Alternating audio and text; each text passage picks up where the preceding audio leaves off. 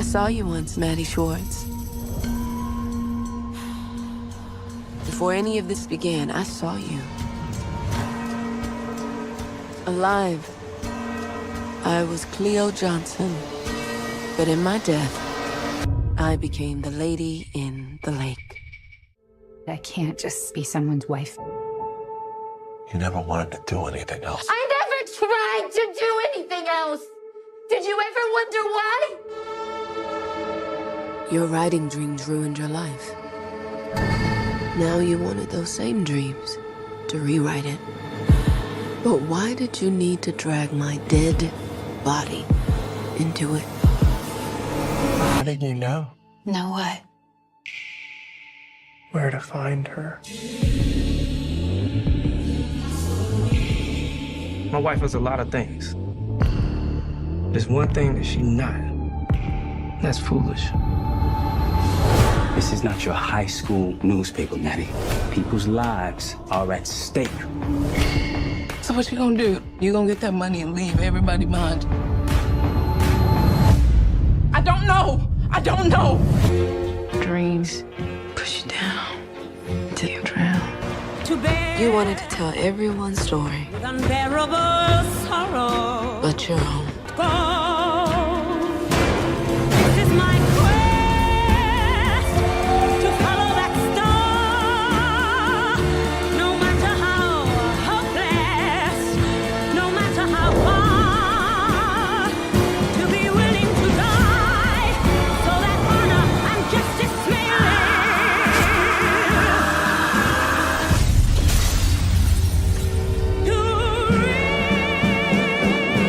Every time someone turns up dead in that lake, it does seem to lead to you.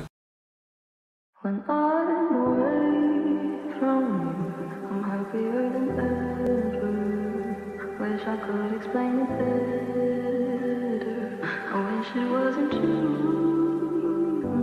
Give me a day or two to think of something clever, to write myself a letter, to tell me what to do. I had a dream. I got everything I wanted. Not what you think. And if I'm being honest, it might have been a nightmare to anyone who might care. Thought I could fly, so I stepped off the golden. Hello, hello, hello. How is not? It's 50 people in here already. Not it being 50 people in here already. Hello, everybody. Welcome to this good old Sunday and this good old lady in the lake. All the metaphors and symbolisms and everything else all up and through this episode. Y'all, it was a lot. I know my thoughts about, what I felt about this episode. I will say, I liked this episode. I liked it. I liked it. The aspect of everything that was so unexpected here. It was very unconventional, but I had a good time with it, and I can't wait to hear what my peeps have to say backstage. Of course, I am not only streaming on my platform and my channel, but we are all streaming all at the same damn time. So if you could like, share, subscribe, super chat, super thanks, Cash App, whatever, that would be absolutely awesome. Breaking him out first because he's the man, he's the D man. I want to know what D Movie Man thought about this episode. I feel like he loved it, but you never know with D. D, how do you feel about this episode? Listen, as someone who really appreciates and enjoys Black Swan, this was giving me all the Black Swan surrealism, madness, intense trauma, PTSD, like all the things. So I was here for it. It was a little disorienting to watch, but yeah, I can appreciate any film, TV show, anything that takes that approach. And I already knew it was coming. I already knew Maddie had some stuff going on, but yeah, we got the continual unraveling as far as the situation up there. Yeah, we did. We knew. I just didn't know it would manifest itself in this way. And when we got to that dance number with her and Daniel, I say, not Natalie getting her Black Swan on. I literally yelled that at the TV. Bringing her out next because the perspective is oh so sweet. I wonder if it's sweet for this episode. Ashley, what did you think about this episode? It's muted, Ashley. There you go. I think Maddie, even in Dream World, is still a diabolical piece of work. That's what I'll say about Maddie. If that is her inner if that's her psyche, if this is her ego, if this is who she really is, it's worse than we all thought. I actually, again, I had to watch it twice, but I got a lot out of this episode. I feel like we got a lot of answers. We got to kind of know Maddie. I feel like at her core, if we didn't know before, it's confirmed now. Maddie's just a terrible person. But the episode, beautiful. And I will say this, her and Daniel's moment, that was the first sign of passion I had seen in their dance number. I enjoyed the dance number at her, I guess that was her purgatory on her way to the funeral, whatever that little combo between from the morgue, to the funeral. I enjoyed that scene. I said, oh, finally some heat, some fire, some passion. Gosh. I love how we be watching stuff in different states and thinking the exact same things. Because I said, oh, finally, this is some passion. It really feels like there's something in between them. I'm here for this dance because we ain't got it nowhere in the bedroom. And since you have your disdain for Maddie, of course I have to bring out the person that's always rooting for Maddie. Nikki, what did you think about this episode? It's muted, Nikki. There you go. I don't know how you can hate Maddie in this episode because I don't even know what was real. Everything was a damn dream. And Dee said it was giving Black Swan. I love Black Swan, but this was not giving Black Swan for me. It was giving like that Black Christmas remake that was just a mess. Maybe this episode was above my pay grade, but it was a letdown. I feel like this close to the finale, I expected something a lot more momentum of real things happening. I don't know who was really in her hospital room. Like, I don't know. I don't know. Maybe it's above my pay grade. Yeah, I definitely thought we were going to maybe spend 10 minutes of the show on dream sequence, Maddie, and move on. I was like, oh, this is the whole episode. All right. All right. Last but not least, Kay in the back with the books because she be reading them. Kay, what did you think about this episode? So this episode didn't take me in a direction that I thought I was going to take it in. So I had to go to the book. And I shouldn't have done that. Being all impatient, Kay. You went to the book. I was trying to hold out. I got impatient and I went to the book, and you know what? I'm gonna shut up. Oh Lord, y'all please comment over here in the chat what y'all thought about this episode. I see some divisive comments in here. Some people were for it and some people weren't, but I will say that I didn't hate it. I absolutely did not hate it. Let's go ahead and get on started here because it's a lot to talk about and not a lot at the same time. That's when you know some stuff went down. But yeah, you know we got to start here with old diabolical Maddie because we're unconscious and we meet Maddie where we left her on the floor, stabbed, shanked, underneath the telephone. And we not only have her unconscious reflecting, but we get a little piece of reality in the beginning about her doubling back. Drunk minds and sober thoughts, you weren't the only one, Maddie. Apologetic Alan Durst knew everything, and he is also Seth's father. Messy Maddie strikes again. Now look at here. Why, Maddie? Why the both of you? Alan Durst rolling up however many years removed from the situation to confront her. Something has literally been lingering on him, and he takes this drunken moment to get it all out. And just to say, not only did I know, but it was a lot of girls. Like my father is a deviant, he's a predator, and at least you got to get away. I'm sorry. Maddie, very, very married to Milton at this point, goes on out to the shed and sleeps with Alan Durst. And we are to believe at this point that finally this is Seth's father. I want to be messy, so I'm going to come to Ashley first. Maddie go Maddie every single time, every chance she gets. Now I was like, okay, what's about to happen? I was like, is he gonna get her this time? Like, is he just like his daddy? And he's go because we saw him in the woods, right?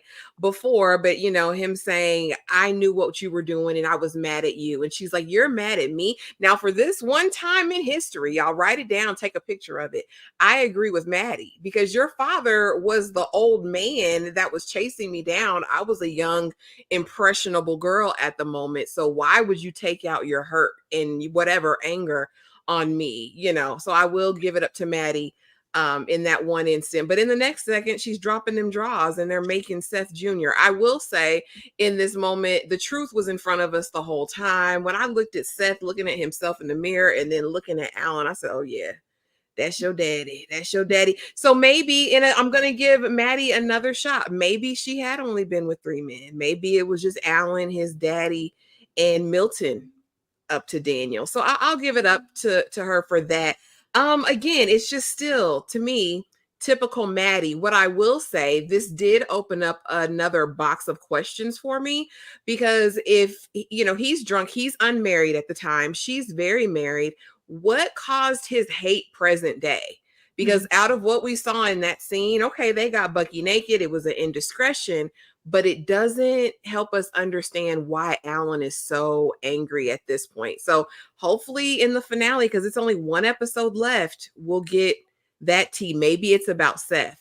That's the only thing I can think of because our ideas or theories about him being mad about the dad, okay, he's apologizing for that. He knew the dad was a predator. So I'm interested to see how that's going to play out.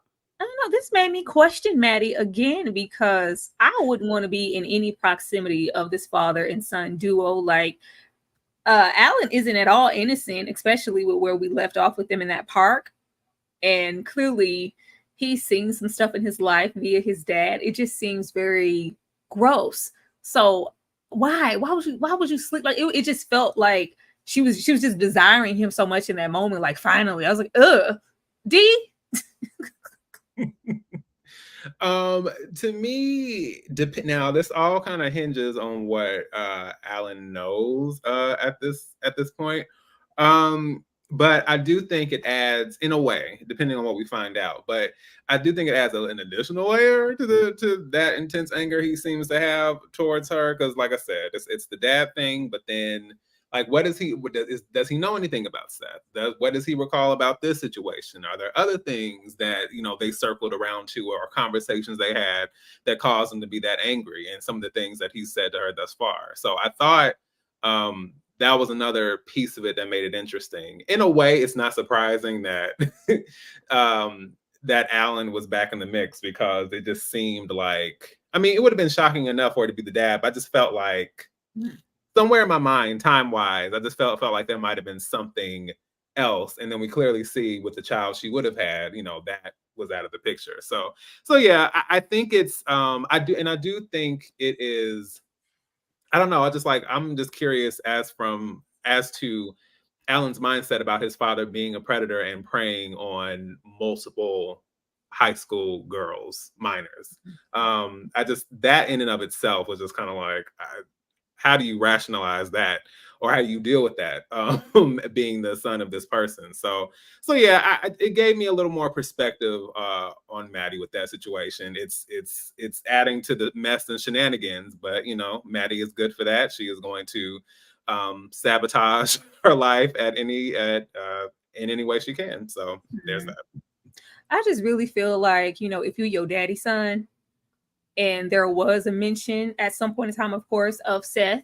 That's assuming he might know. I feel like he would have tried to abort the mission as well. I feel like that plex towards her is like, girl, if you were supposed to get rid of that baby and you didn't. That's what I feel like. Because it's like, oh, you just love to have the spotlight and you love to break up a happy home, don't you? I don't know if he was with, who he's with now or what it was, but I just feel like, because with Maddie don't want no kids.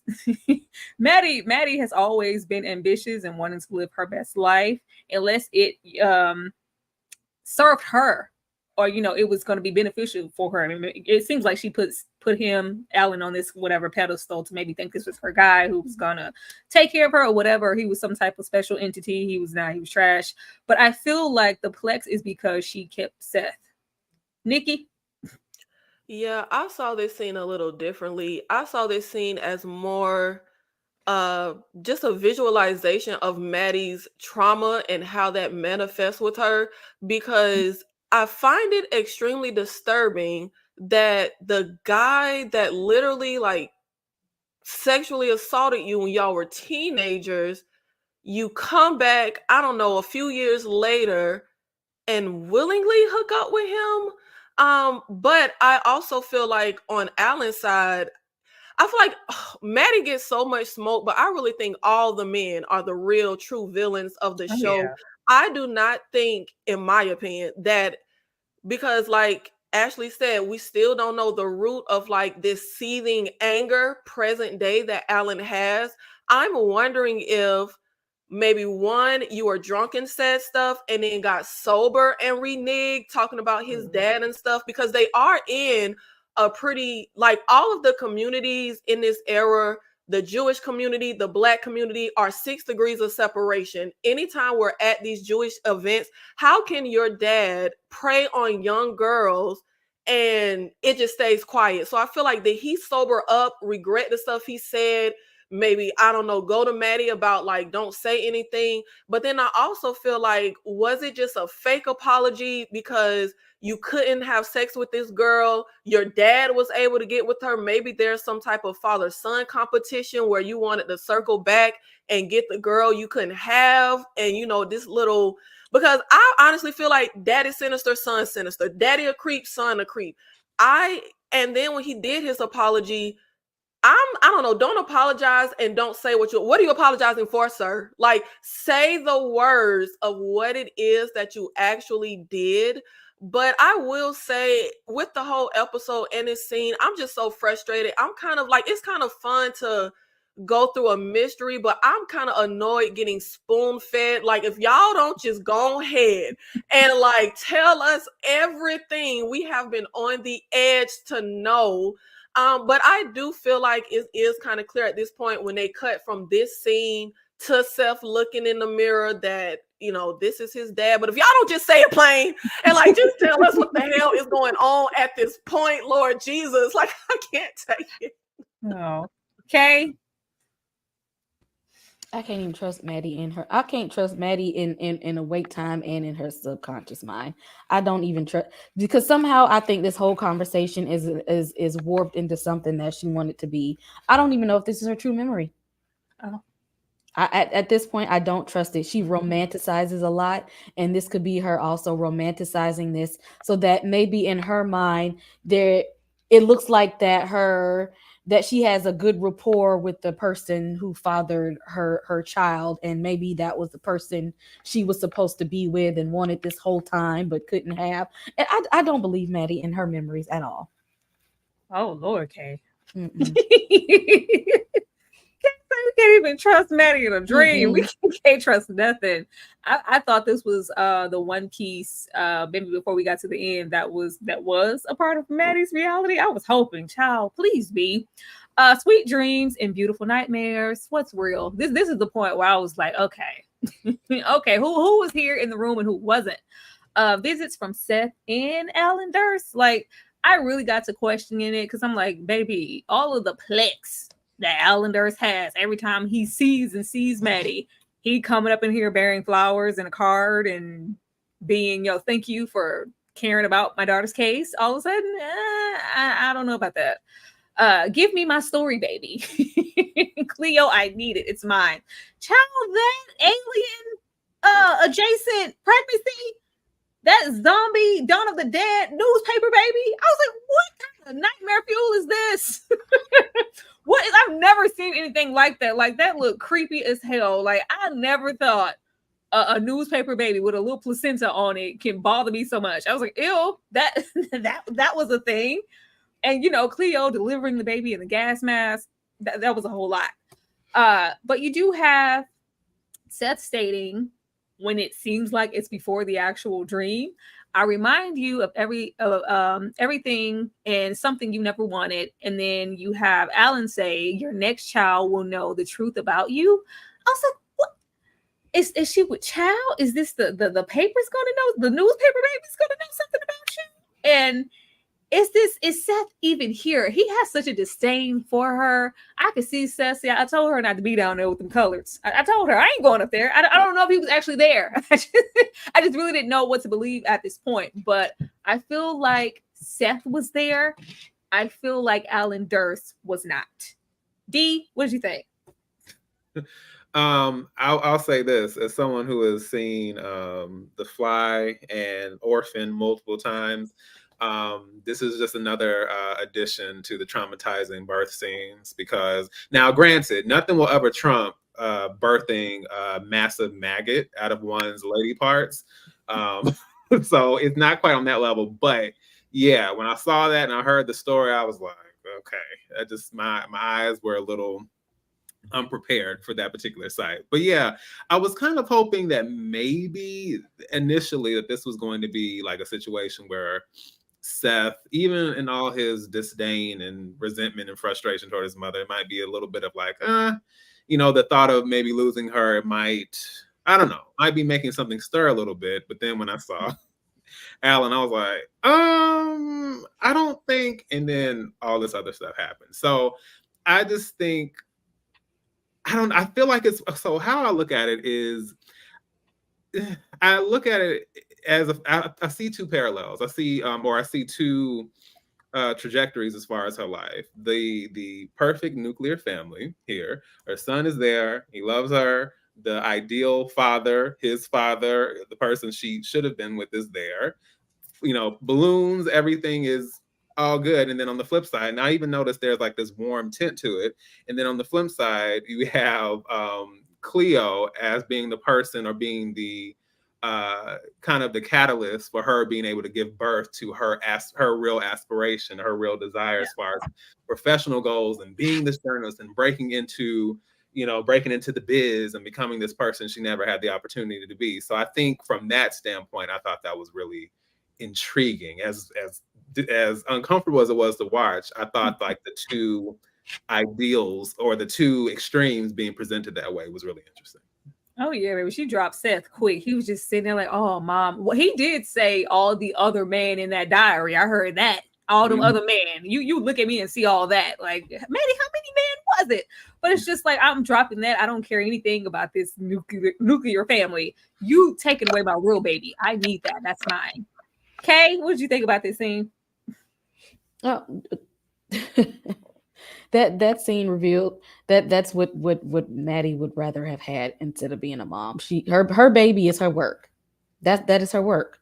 Although nobody actually cares about the work that she does, because society says, this is your son, you take care of this son, you be with Milton, this is the life you're supposed to have. And Maddie is just like, FTK, the life I'm trying to build is with this newspaper here. Y'all gonna see my name in lights. Nikki? Yeah, I agree with Kay earlier. I think there's a difference between the memories and the dreams. I think in this instance, some of this was Maddie romanticizing. Wouldn't the son that has so much contempt for her, wouldn't it be great to hear him say, I get it, I understand you, I read your diary, you look at me and you're reminded of, negative. Like, that to me is her romanticizing what she would like for him to say. But also, we are, of course, dealing with this ambition and wanting to be a writer that Maddie has always had. And it may not sound good, but I can kind of understand her wanting the career more than a child. Like, she didn't dream of being a mother. She dreamt of being a writer. That's where she has always had her aspirations at.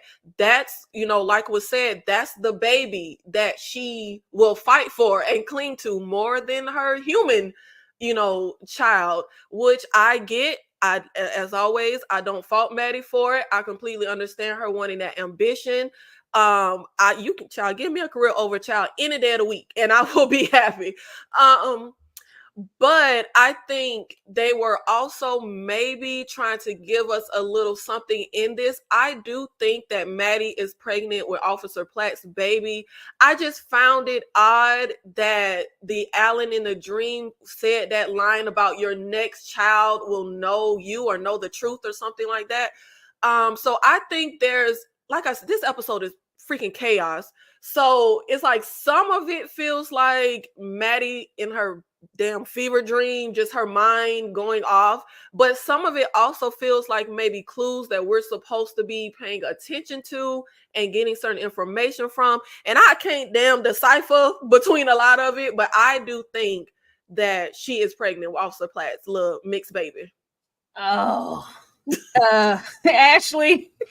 Yeah, this was this was absolutely a lie. I think what stood out to me most though, honestly, in the scene, aside from Seth having his daddy whole face, after this point, at least in the dream, Seth is represented as a mannequin. And I'm like, okay, what happens to Seth? Is it like the ideal of Seth, like the perfect Seth? What's that about? But what also stood out was this name change thing going on. And I was like, are these different Maddies? Like Morgenstern, no, she's Durst, no, she's Schwartz. You know what I mean? And I see all these variations, but I agree with the rest of the panel. She definitely moved with reckless abandon up out of that bed to chase her story and the midwife, right? The person that's going to help her usher this baby, this career, this byline into the world and pursuing it, with reckless abandon. Yeah, the Durst thing, it's like, was that her perfect image of family? Ew. Because I think everything in that room is what represents the most important things in her life, right? You have her son, you have this unrequited love, or maybe requited sick toxic love, right? But we don't see Milton in there. So and Milton ain't nowhere in this episode. She don't give a damn about that man. Yes. She don't give a damn about that man. She'll give a damn about Seth. That's why he was a mannequin from this moment moving forward. Terrible. Yep. And then we see her baby, her story, her ambition, her goal, her purpose, right? And she abandons all that, honey, to chase after the person she thinks can give that to her. Again, Maddie is fully motivated by her own self-interest. Everything else be darned. Oh, poor Seth. Poor Seth. He never stood a chance. Never stood a funky chance. Oh, the man in that diary. How many brothers in that diary, Maddie? Well, this is, I'm just gonna put it in parts. There was a whole lot going on in that dream sequence. Land of 100 Cleos. Pushed around and outnumbered, chasing the story of Cleo's death will result in Maddie's. I thought this was a lot of foreshadowing happening. With much of the dream sequence, it just felt like Maddie being so relentless for this story with Cleo is maybe foreshadowing her death. But we have, the ladies in blue pretty much kind of attack and push her. It was, first of all, the choreography was everything. The scenes and the songs and the dancing, that was everything. But when we have the stunt and one of the Cleos drop and she goes to check and it's actually Maddie, I just feel like it's this was foreshadowing of her own death that will come if she keeps pursuing this story so heavy. But y'all may have something else. Nikki, what did you think this meant? I'm with you. They've had the voiceover. I think I mentioned previously what Cleo does make mention of this leading to Maddie's downfall, leading to Maddie's death. But I do want to also say, I thought there would be a slide of it, but in the scene in the hospital, it keeps being said about Maddie's like unrelentless ambition and how she acts and how she was callous at the funeral. But did anybody notice the news report that was playing on the TV? And one of those men from her newspaper on there talking about Maddie Schwartz, reporter and personal friend. She is not a damn personal friend of that man. Like Maddie's behavior is exactly the same as all the other males. Like that lie about, oh, did her mother have to see her like this? He lied to say, oh, she's a personal friend. She is not a personal friend. She bring y'all in donuts. You slap her behind. Y'all have no respect for her. Like no women at that paper do do any real journalism. All the women just, do penny ante work, secretarial work. So look, Maddie feels like she can't play fair. She needs a certain opportunity. So I'm there for that. But I do feel like this scene, that the song that plays in the intro for this is very fitting. I got everything I wanted. And that, I feel like that is what will happen for Maddie. She's going to go for this dream, maybe even get out her big story, but it will be like either the metaphorical death of her or the literal death of her. But I think it will be one of those get everything you wish for and wish you never got it. D, why were there so many Cleos? Yeah,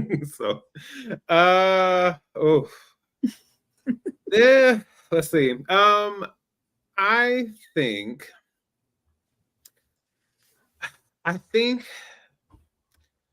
this, when it comes to the land of the 100 Cleos, as you said, I think it has something to do, and maybe this is a reach, but I think it might have something to do with what Cleo represents as far as obviously her professional aspirations and all those things. But I don't know if they represent like these, I don't know if they represent like these potential open doors that were shut to her, or the potential for the lives she could have had, the catalyst for something greater or something better in some way. And instead of them being doors that she was able to walk through, it was the opposite. And then she had her not so ideal life, and then now she sees that those possibilities now turning on her,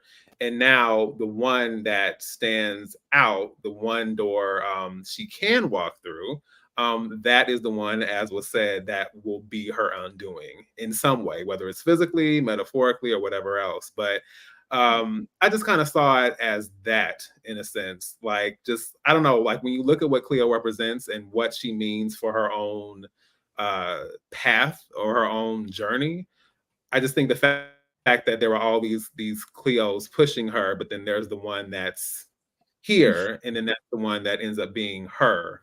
That's kind of what I saw. Oh wow. I swear I was like, well, I guess she just be having Maddie on the brain. You ever see that episode of SpongeBob where we go inside of his brain and it's a billion little SpongeBobs at work? Mm-hmm. I thought this was like Maddie's internal brain. It's just Cleo. That was good. That was damn good. That was damn good, D. Look at Ashley's face. I'm gonna come to Ashley, what was going on with that glistening Star of David on Maddie's coat? So here's the thing, because that's immediately what stood out to me, right? Because it's like she's going into this space where she's still chasing, right? We see Limping Reggie too, limping through the water. Anyway, she puts on this coat, this jacket, this cloak of like Jewishness, but we know she can take it off because she passes, right? So it's like, let me put on my disadvantage. Let me put on the thing that would make me considered, I guess, a second-class citizen in the day. Maybe that's it. So she thinks she can relate to Cleo.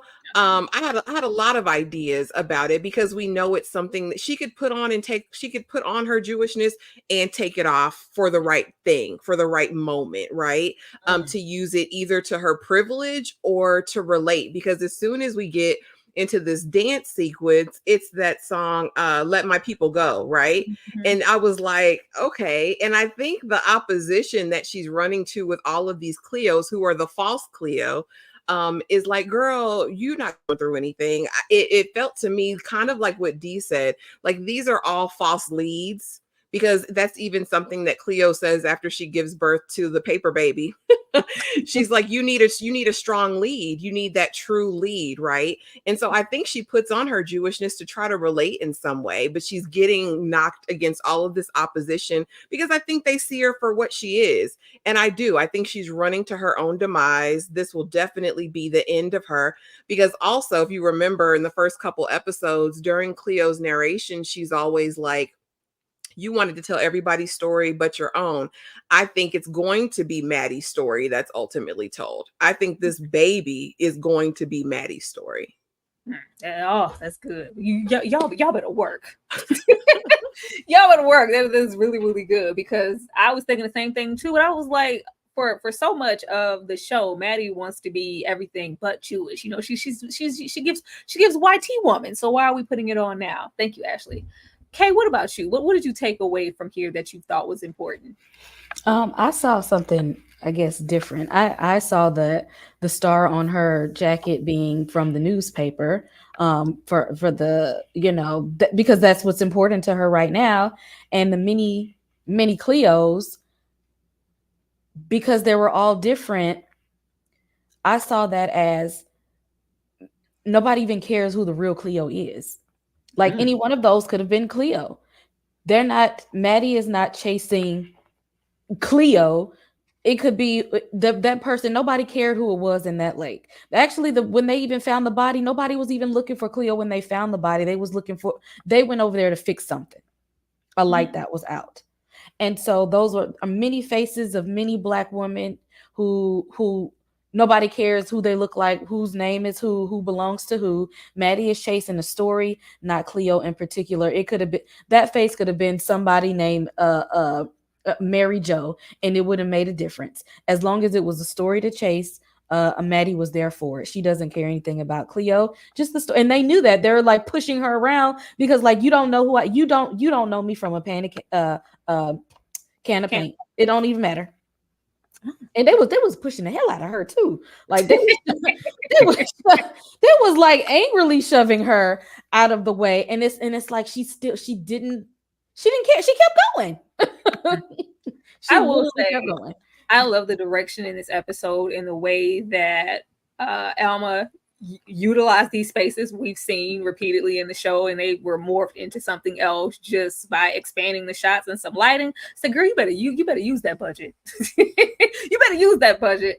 But what we're definitely going to use is showing you guys some love. We currently have 89 people here in this live. We would love to get 100. We have yet to get 100 people here for Lady in the Lake, and it would be absolutely awesome to get that before we get on up out of here, because we got one episode left.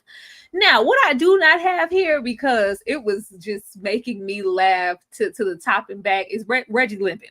Reggie must have slipped, limped, dipped, slide, and baby, the way that Reggie was limping all up and through this episode, like, how you get to limp in a dream sequence? We could make Reggie whole in a dream sequence. We will definitely be right back. Y'all get on into Reggie limping, because if ain't nobody gonna limp and be hurt, it's gonna be. I can't. Walk away. Dance with me. I wanna rock your body. Please stay. Dance with me. You don't have to admit you wanna play. Dance with me. Let me rock you to the break of day. Dance with me. Got time, but I don't mind. Just wanna rock you, girl. I'll have whatever you have.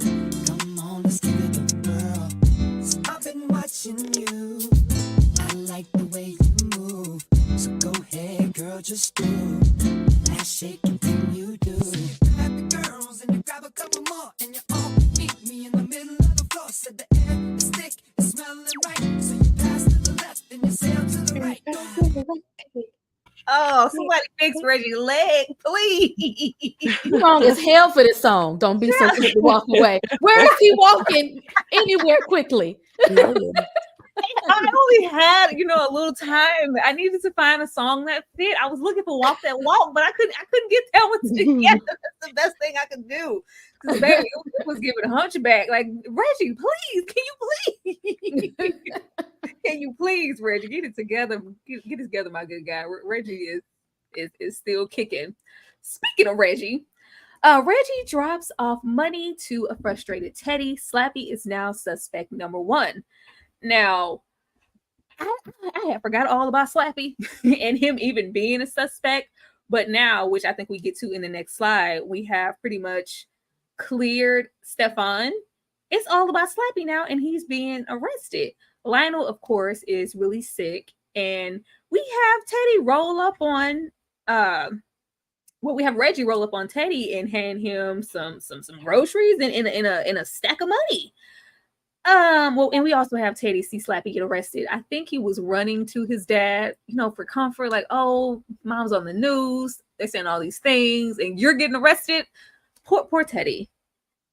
Ashley, what did you take away from this? Why is Reggie giving Teddy some money?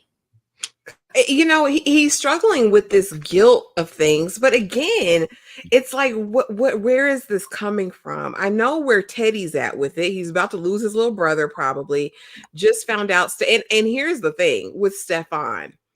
I'm really annoyed that it was on the nose like that, and that he was the one who took Tessie, and that his mama was the one that unalived her like that. I was like, really? And so now he's cleared of Cleo's thing. I figured they would go to Slappy.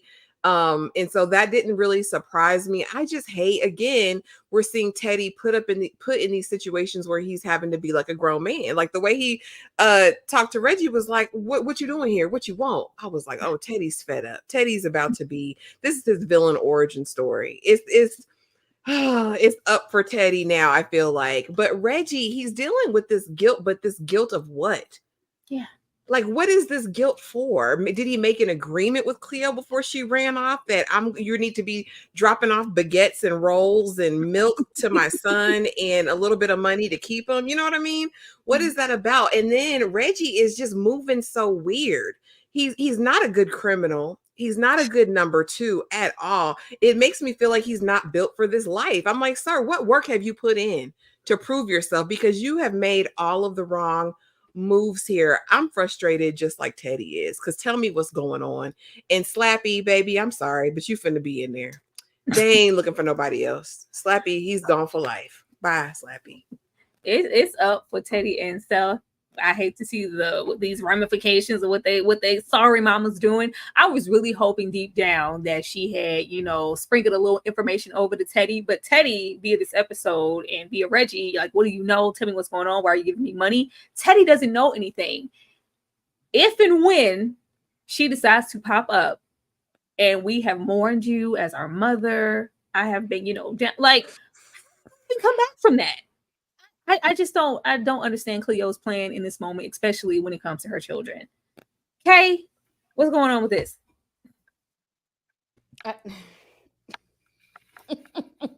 Reggie,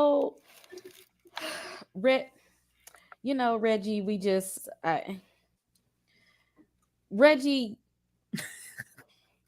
I'm trying to give him some credit, but then I don't want to give him credit.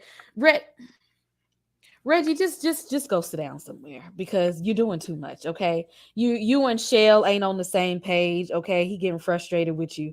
Why would you approach her child? They struggling. They done arrested Slappy.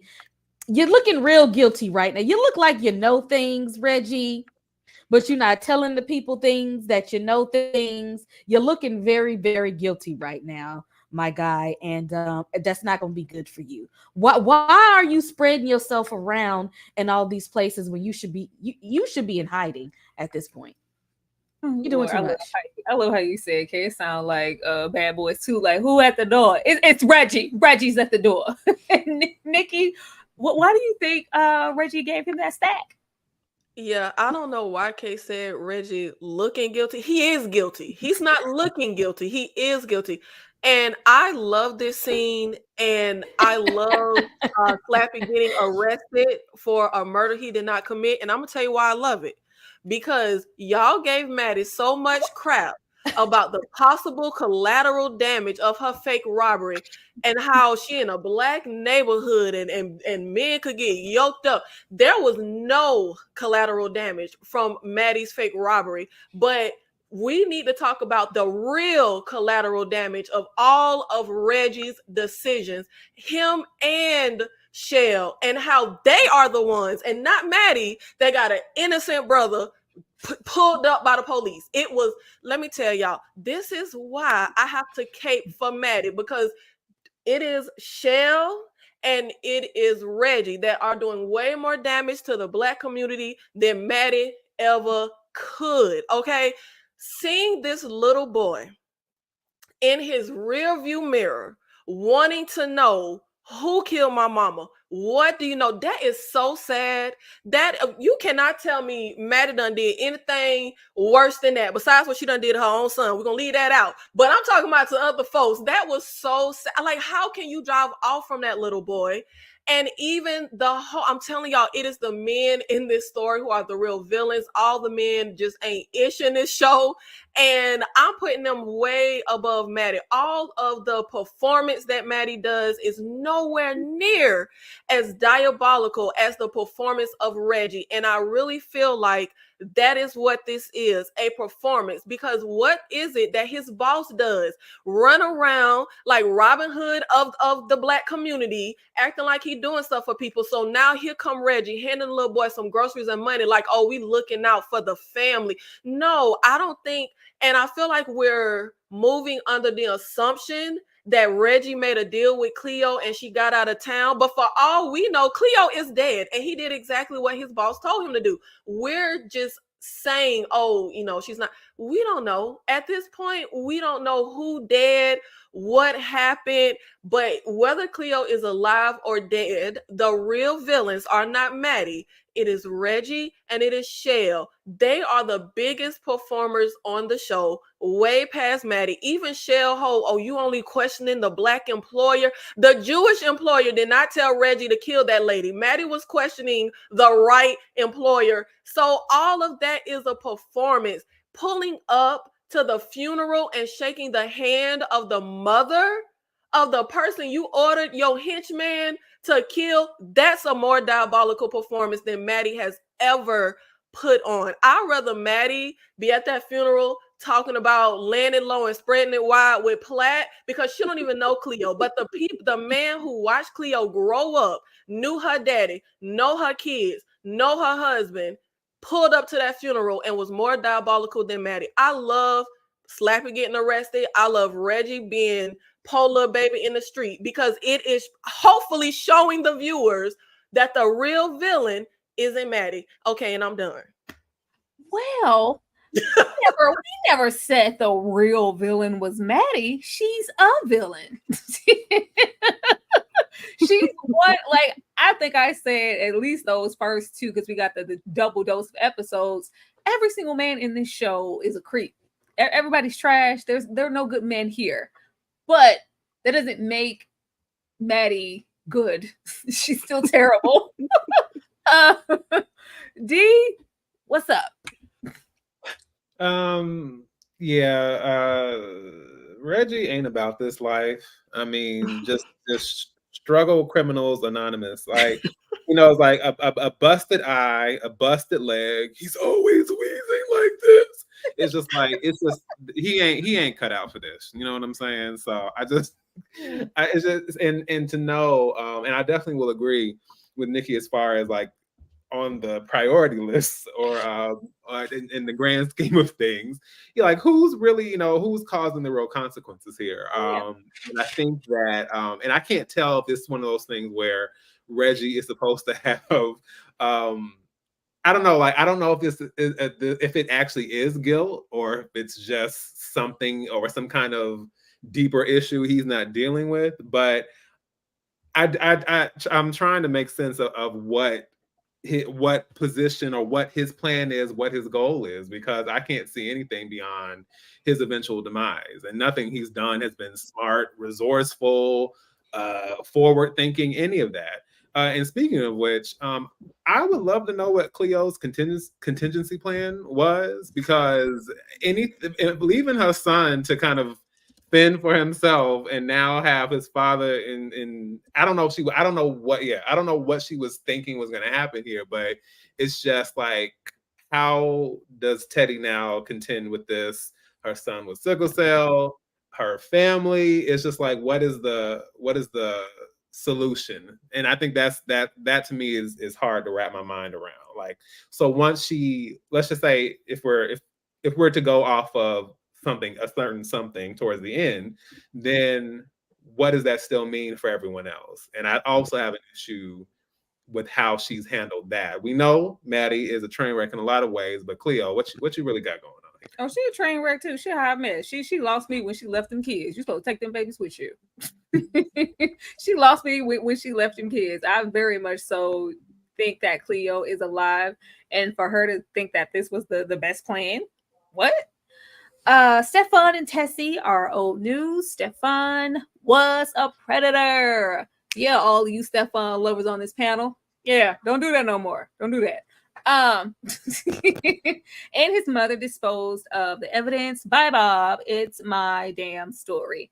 Like the way that Maddie is very what I will give Maddie is relentlessly passionate about the story and her ambition for what she wants. The way that we wasting away it's my story. Nobody's getting their hands on my story. Nobody's gonna know who killed Cleo Johnson. This is my opportunity. I don't care about the Baltimore Star. I don't care about any of that or your little funky flowers you brought in here. But we do get confirmation that like Ashley said, that it was Stefan and the mom duo. He decided to try to attack that baby, and the mom cleaned it up, and that was her guilt-ridden situation and why she ended herself in the way that she did. Does anybody have anything that they want to share off from this? Does anybody feel surprised that it was what we thought it was this whole time with Stefan? I don't think it's true. We cannot trust this episode. For one, in this scene, if you notice, Maddie does not have a breathing thing on her face. But then in other scenes, she has the little breathing mask on her face in hospital. I don't know if, like I said, I don't know if any of these hospital visits are real. I don't know if Bob really came.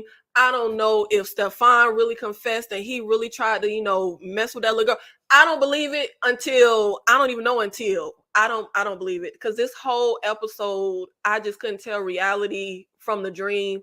I don't think Stefan did it. I'm a ride with Stefan. Well, I think every moment aside from Alan Durst, that's the only one that has me like, what? Or maybe what she thought Seth was saying to her. But I do think Seth, the mother, Judith, Bob, I do think these people rolled up on her. I think any moment where she was awake and alert in the hospital, those things happen. I think so. And also, why are we not dragging Bob the way nobody gets dragged as much as Maddie? He is in here with these flowers. He don't give a damn about Maddie in here. He is pulling the same stunts Maddie pulled. He just wants the story. That's it. He has the unrelentless ambition and fake performance just like Maddie, but he don't get dragged. But I'm just saying. Yeah, he not. I ain't feel like it. Anybody else got? Yeah, I just know it's true because that's true. Maddie ain't giving up a byline. She ain't giving up a story, and now she feel like she got a little power. Dying or not, her ambition reigns supreme. I think that this happened. I hate that it was so on the nose with Stefan. I wanted something a bigger twist there. I didn't want it to be that, but. Yeah, the only reason I think this scene happened was because Maddie was like, no, it's my story. It's my story. Then the nurse comes in. So I'm like, yeah, that's Maddie. It happened. KRD? Yeah. I believe it because in the beginning of the series, I said that there were two killers. And I just didn't think that the second person was going to be his mom. But this is... This is very much what it is. We just didn't think it was going to be him because we didn't know that his mom was also crazy, and we didn't want it to be. But they guilty and even more guilty. Yeah, I think that big twist was supposed to be on. We didn't think the mom was involved, but once she slapped him with that towel in that tub, all bets were off from that moment about what she will and wouldn't do. Anything about this situation, D?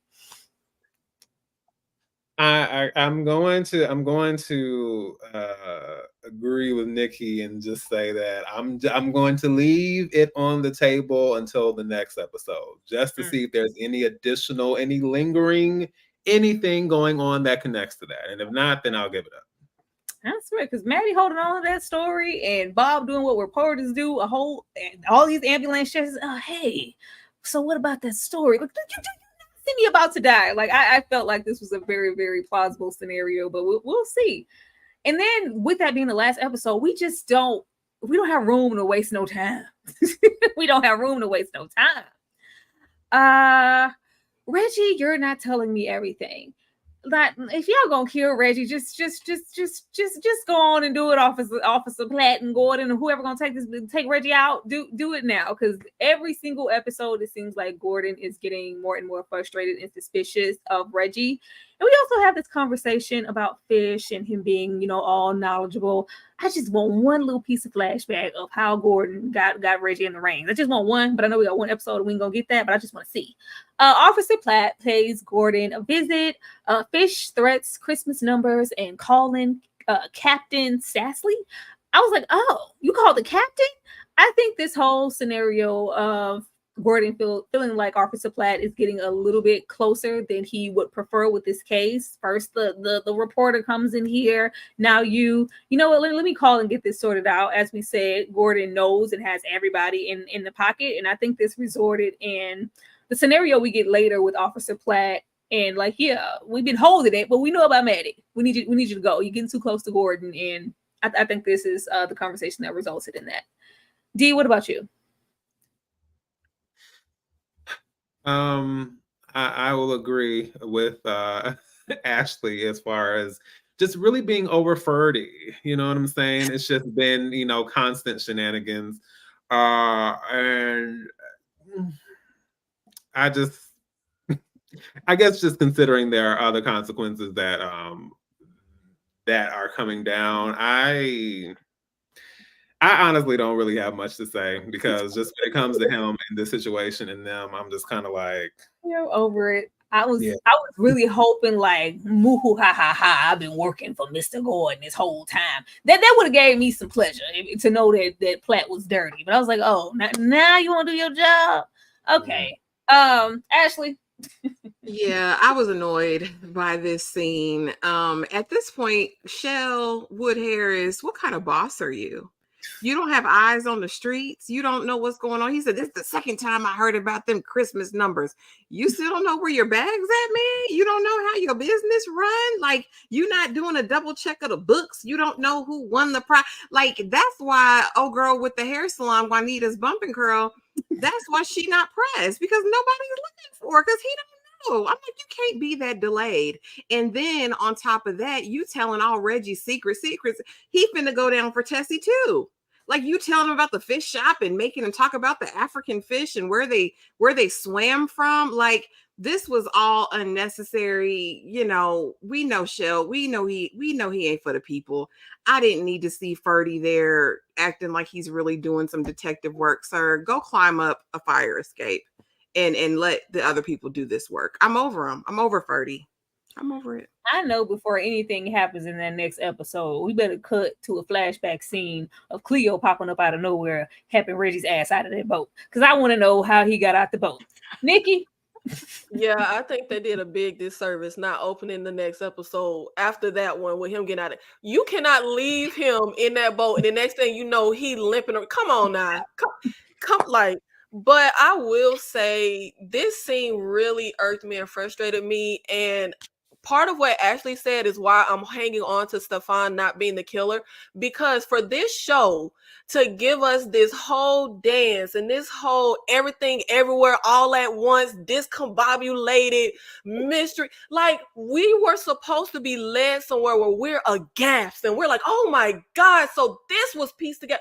For Stefan to be the killer, for Officer Platt to really not be like, I'm expecting like some big revelations and big moment. Baby, don't spin my head around, okay, like a cracked egg just to bring me to the simplest of resolutions. It's so irksome.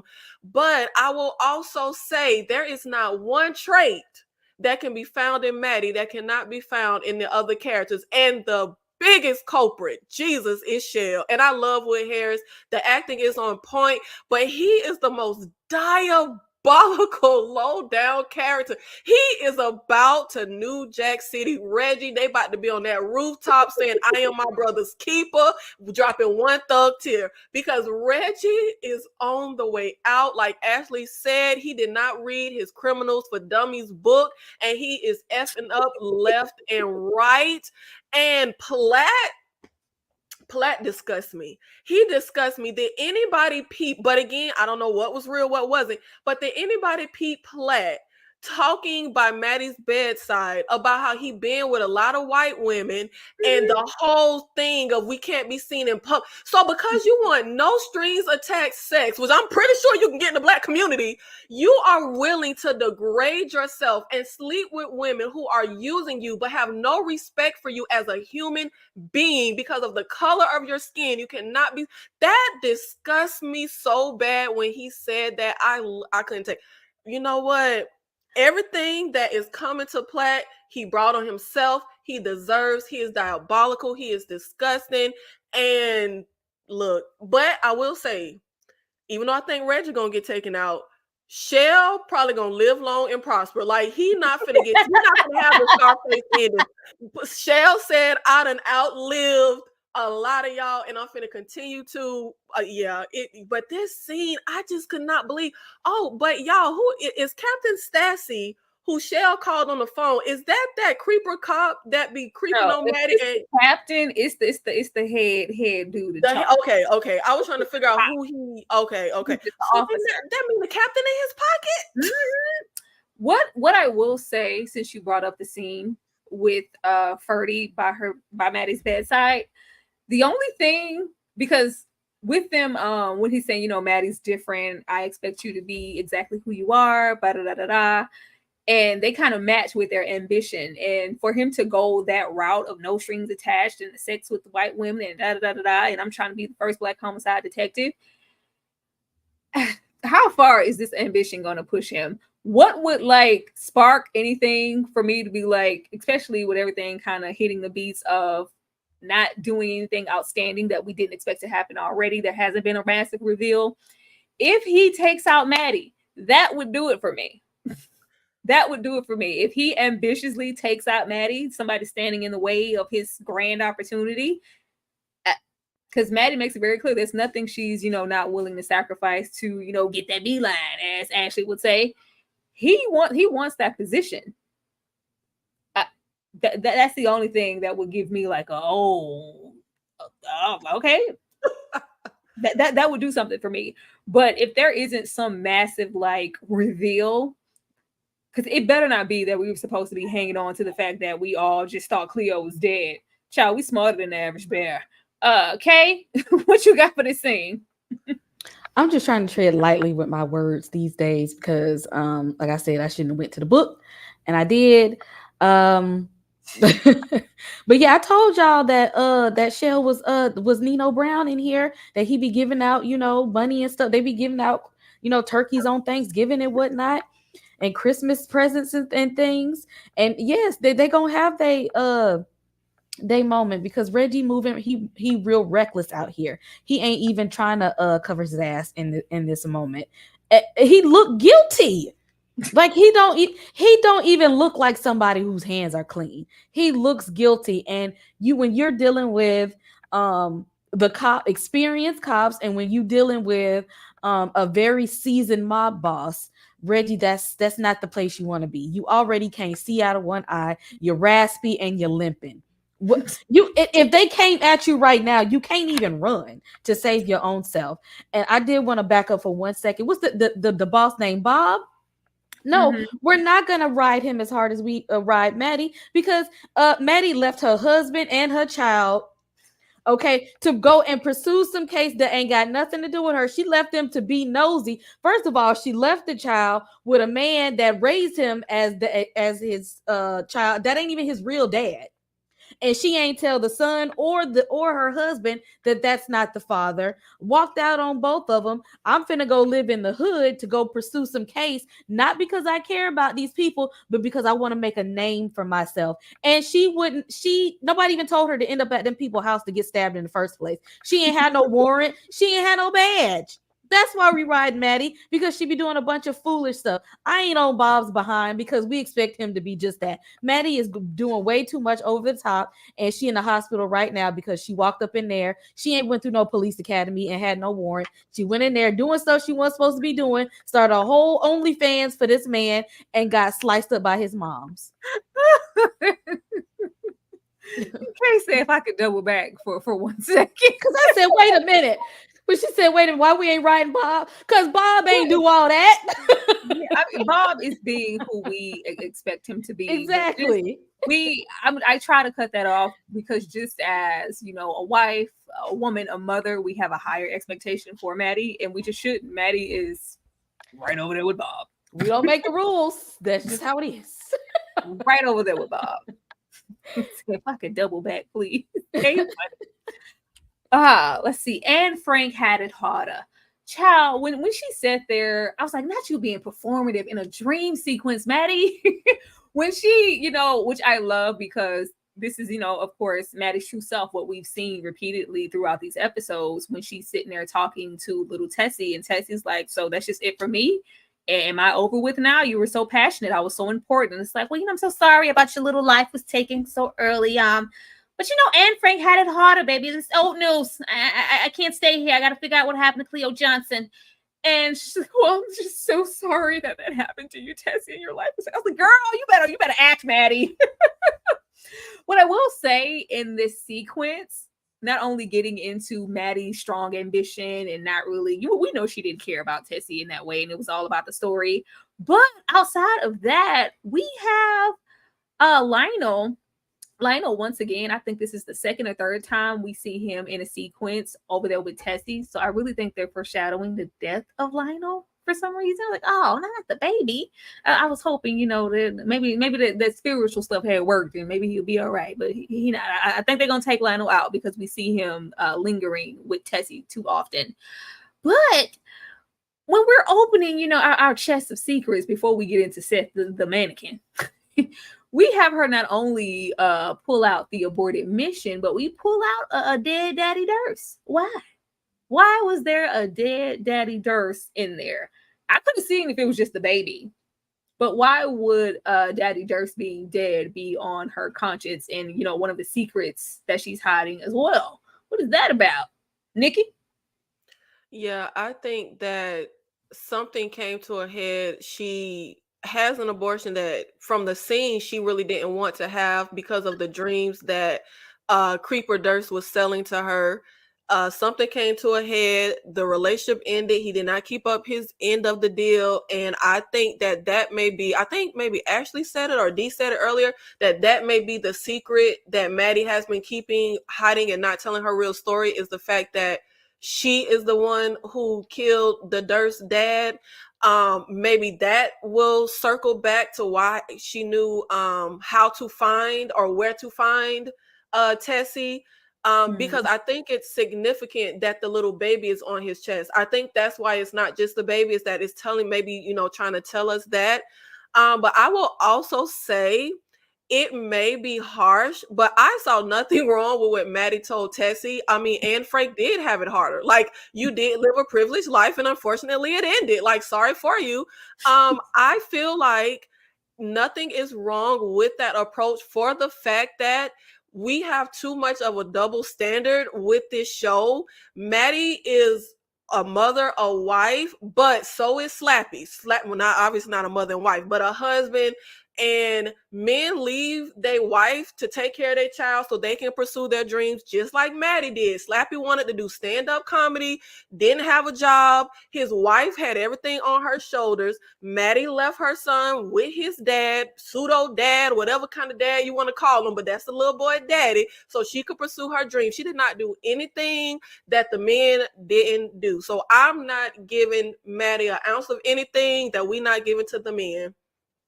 But little baby, he gonna die. We know he got sickle cell. We just counting down. We just counting down. Okay, he not finna be T-Boz. He not finna outlive. They hadn't come very far with sickle cell back then. We just counting down. Okay, he what gonna be out happened to the voodoo man? He was a fake shyster. It was the priest. As a matter of fact, what happened to the voodoo man? What did you think about this? Because I was thinking that also, because I was like, she has to. The way Maddie be carrying on all this deception, disgrace, and it's always a sense of innocence lost and these lambs and blood on her hands. I just feel like it's more than that baby. But how do we circle back to her killing Daddy Durst? Like, where would that even have happened? Kay, what's going on here? Why is Daddy Durst in there? I don't know. Maybe in her mind, she had them, off them after, he didn't want to leave his wife and whatnot. In her mind, Maddie just be romanticizing stuff, and in her mind, either stuff gonna be either over the top or downplayed. Like you ain't have to tell that little girl that what's the name had it worse. Okay, she didn't expect to go and be unalived by the pet store man and his mom.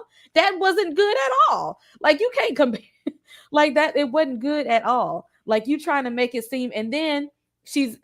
And I also think that what she was telling the little girl that right now your case is solved and I still got another one that's still open. So we gonna put yours to rest, and I got to go out here and see what's going on with Cleo. So I got to wrap this up, kind of thing. Like you're done. We're good. It's solved. I'm pushing past it. I gotta go over here because I'm still on the job. Lois Lane got to get her name at the head of this paper. Ashley. Yeah, Maddie's a gross individual, but we knew that. Like, how you tell this baby? She's like, what about my story? Girl, I don't give a damn about your story. Your story will get told in the order it was received. Your story is not going to get me anywhere. And I don't care. I'm going to hold Maddie's feet to the fire every time. She is our protagonist. She's the one I see constantly.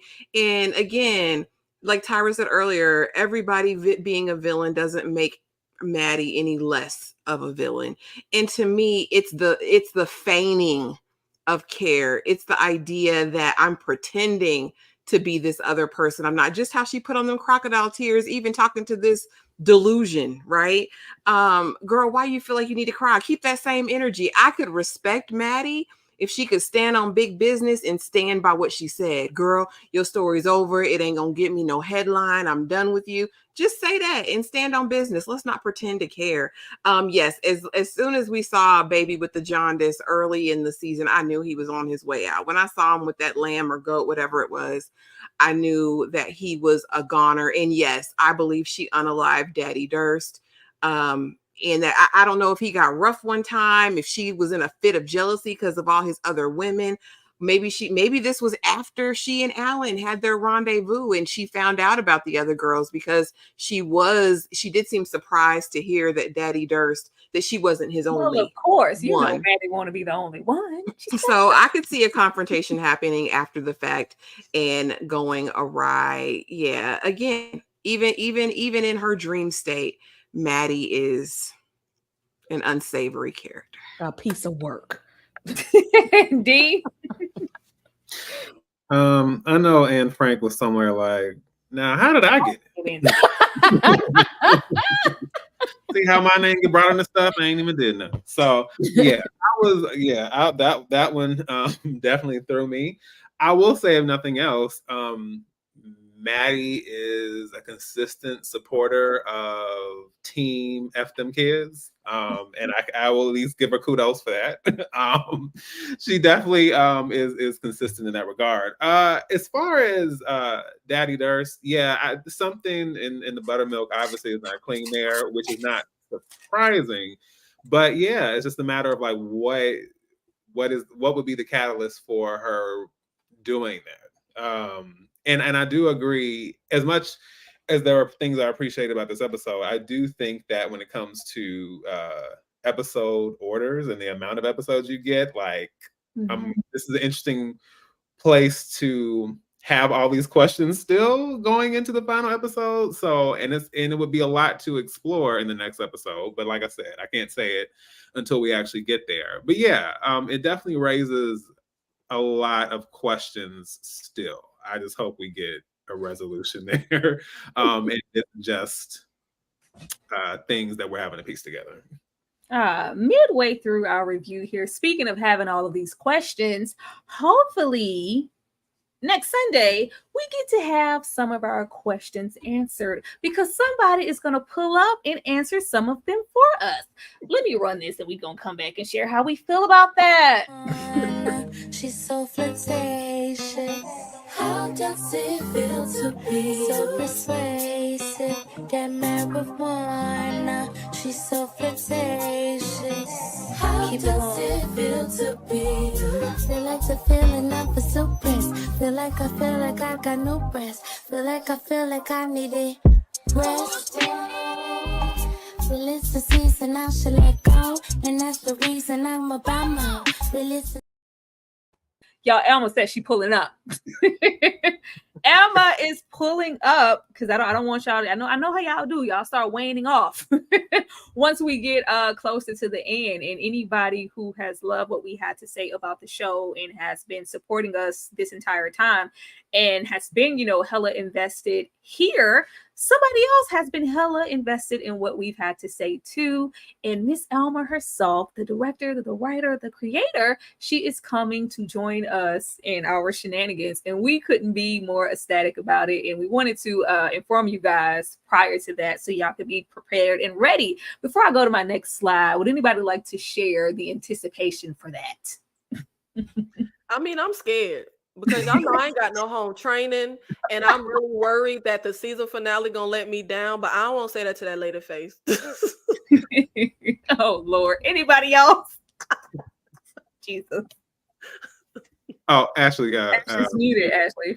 There you go. As I'm running my mouth, y'all know I want to know about this art direction. I think if Alma did nothing in this entire series but put on an art show, that's what she did, because it's been spectacularly beautiful start to finish. So, I want to pick her brain. Also, I love the development of her Black characters on this. So I'm just excited to kind of see how she found her people to collaborate with on this effort, from the creative director, to the cinematographers, to the makeup artists. Like, I want to know her process for this. I'm super excited, and I don't even like interviews, but I'm excited to see what she's talking about. Me too. D, what about you? Oh, same. Like, I just, it was a somewhat out of body experience when I saw your post. I had to step away and just get my mind right. But we have been seeing the support over time. It's been stuff on the stories and reposting, and things have been popping up. So I just think it's not only is it a blessing and an awesome thing to see, but I just wanted to in turn to give my appreciation to you, Tyra, because you helped bring all this together, all these wonderful creators, and putting us onto this show in the first place. And I'll be honest, I might not have known about it were it not for you. So we thank you also for allowing us to have this experience, because of your collaboration. Maybe we're a team. We're a team. You already know. Kay, what about you? Are you excited or are you scared like Nikki?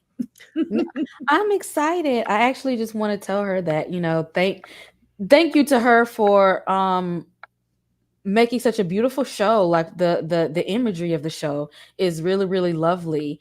And I'm a fan of Apple TV, and just bringing attention more to Apple TV and the series on that show, for paying attention to us.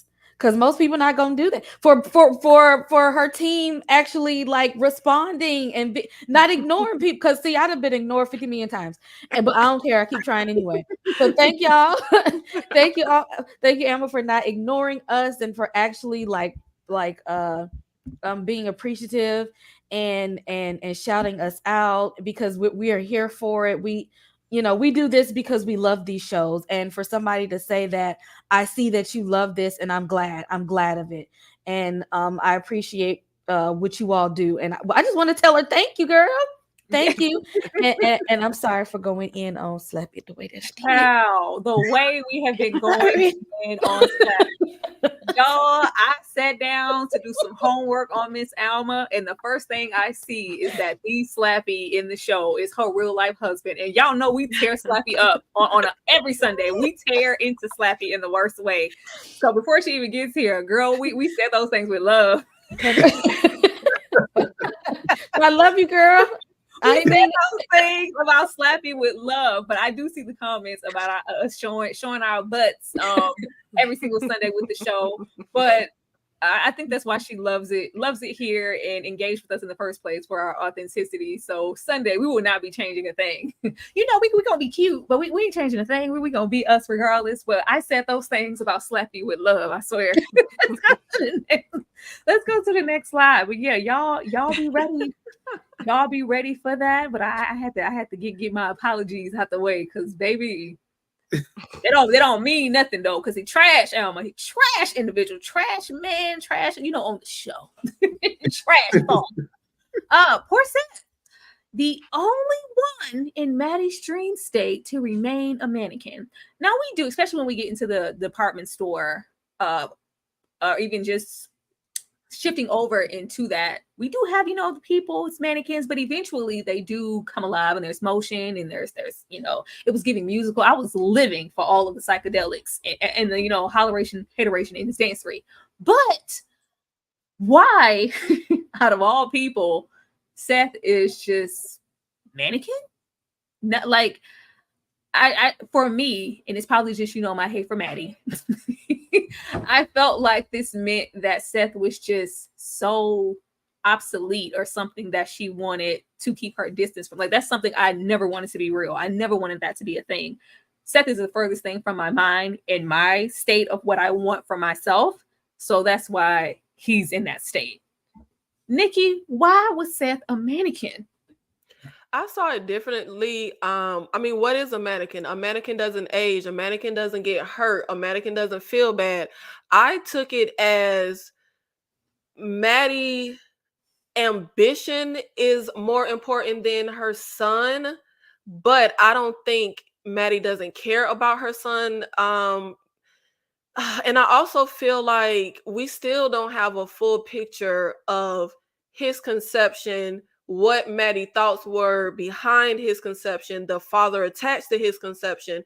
I feel like there's a lot of trauma, lost dreams, a lot wrapped up and tied into, unfortunately, this young man's conception. We can take it back to when he said, when you looked at me my whole life, you looked at me in a certain way. You saw all these men that came before me, or whoever his father is. And I feel like Maddie may have these negative feelings about her child, but in essence, I think she wants him to remain pure and unhurt. And I think that's what the mannequin state means. You stay in this state, you stay young, you stay beautiful, you stay unharmed, you stay pure.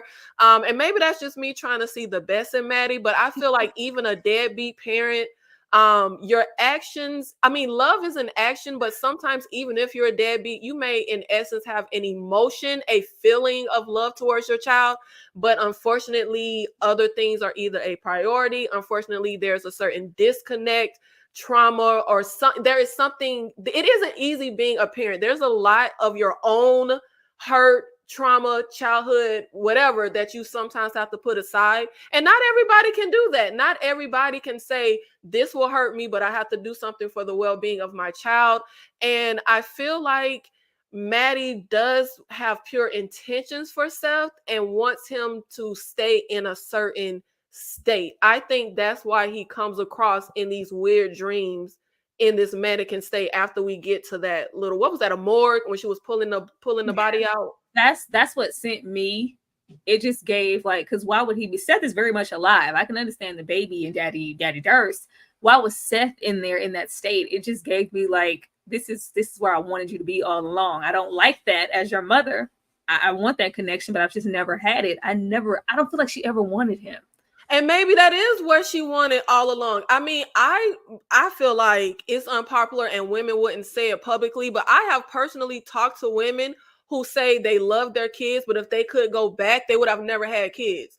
Like, maybe she didn't ever want to have Seth. She wanted a certain dream. We already know she wanted to be Nancy Drew, but she got knocked up, got married, that was in a different order, but she felt she had to live a certain type of life. Maybe she did. Look, people have abortions every day. I'm not saying there's nothing wrong with her not wanting, to have it. So to each his own. But that's just what my perception of it was. Ashley? That lady want him to be seen and not heard. She don't give a darn about Seth. And the reason he's in that morgue, is because their relationship is dead. They have no relationship, but she wants him seen, not heard. It's cute. That's my son. I raised my son. I raised him so well. You know what we sacrificed for our children. She ain't sacrificed nothing for Seth. She likes him like that. He can be there in appearance as long as he doesn't have his own mind, as long as he doesn't have his own thoughts, as long as he doesn't come against her or have anything to say to her to critique her. She likes the image of Seth. That's what I got. That's what I got from that. D? I don't think you're wrong. So I said this some episodes ago, and I've seen nothing to disprove it yet. But I just already I already felt that something was brewing with the way Seth ate that slap from Maddie, and considering his bloodline, considering Papa Durst and Daddy Durst, and him being descended from those two, I'm kind of thinking that this whole journey to becoming a sociopath, I wouldn't be surprised if that tied in there, because listen, sociopaths are cold, unfeeling, resolute, unflinching. They, in many ways, are not human because they don't recognize human emotion. They are shut off completely. So mannequins are very much the same thing. And then the consequences of a sociopath, the end game of a sociopath, that usually ends well, not always, but a lot of times a morgue might be involved depending on the situation. Mm-hmm. So this does nothing to disprove for me that Seth is not still on the path to becoming a sociopath, because like I said, neither one of his I guess whoever he is descended from, the Durst descendants, they don't seem to be wrapped too tight. Elevator ain't going all the way to the top floor. So yeah, that's what I'm sticking with on this one. So you think Seth's gonna be Dexter? I could see that, Dee, and that would even, we have that feeling that she never wanted Seth. That disconnect could be from, because she does have that, I forgot what episode, she was like, you could be more than your father. At the time, we were just assuming, because he's been underneath Milton, that it was Milton. She may be seeing some of those same traits that she saw in Daddy Durst and Alan Durst and Seth, which is just absolutely sad, which, also begs the question, why would we sleep with both of these people? Kay? I'm rocking with Sweet Pea on this one. I'm gonna take it a step further, okay? Because like she said, children, Maddie, they come from the old school now. Children are supposed to be seen and not heard. And I want to take it a step further. He's a mannequin. What are mannequins placed in the store for? Decoration. A prop and a decoration. Who is Maddie? A person who likes to do what? She's all about the look of it. She's all about the external validation. Seth wasn't nothing but a prop for her life, just like that husband were. I got my husband, I got my child, and I need my name in lights with my career. He was nothing but a prop to begin with. That's why she smacked him that one episode. Good look. All you supposed to do is sit over there. I don't need you to have no opinion. I don't need you to say nothing. I just need you to look and sit over there so I can be. Maddie is a mom. She got this nice son that she's raising. Because I could do all this stuff. I could be a wife. I could be a mom. I could be a career woman. Now, she don't care about really actually fulfilling the roles of those two. She just wants the accolades that come with those roles. She wants to be known for being able to do all of these things. Not that she's good at those things, but that Maddie, I'm a mom and I'm a wife. I can do this and I can do that. As soon as he started to, you said, what about me?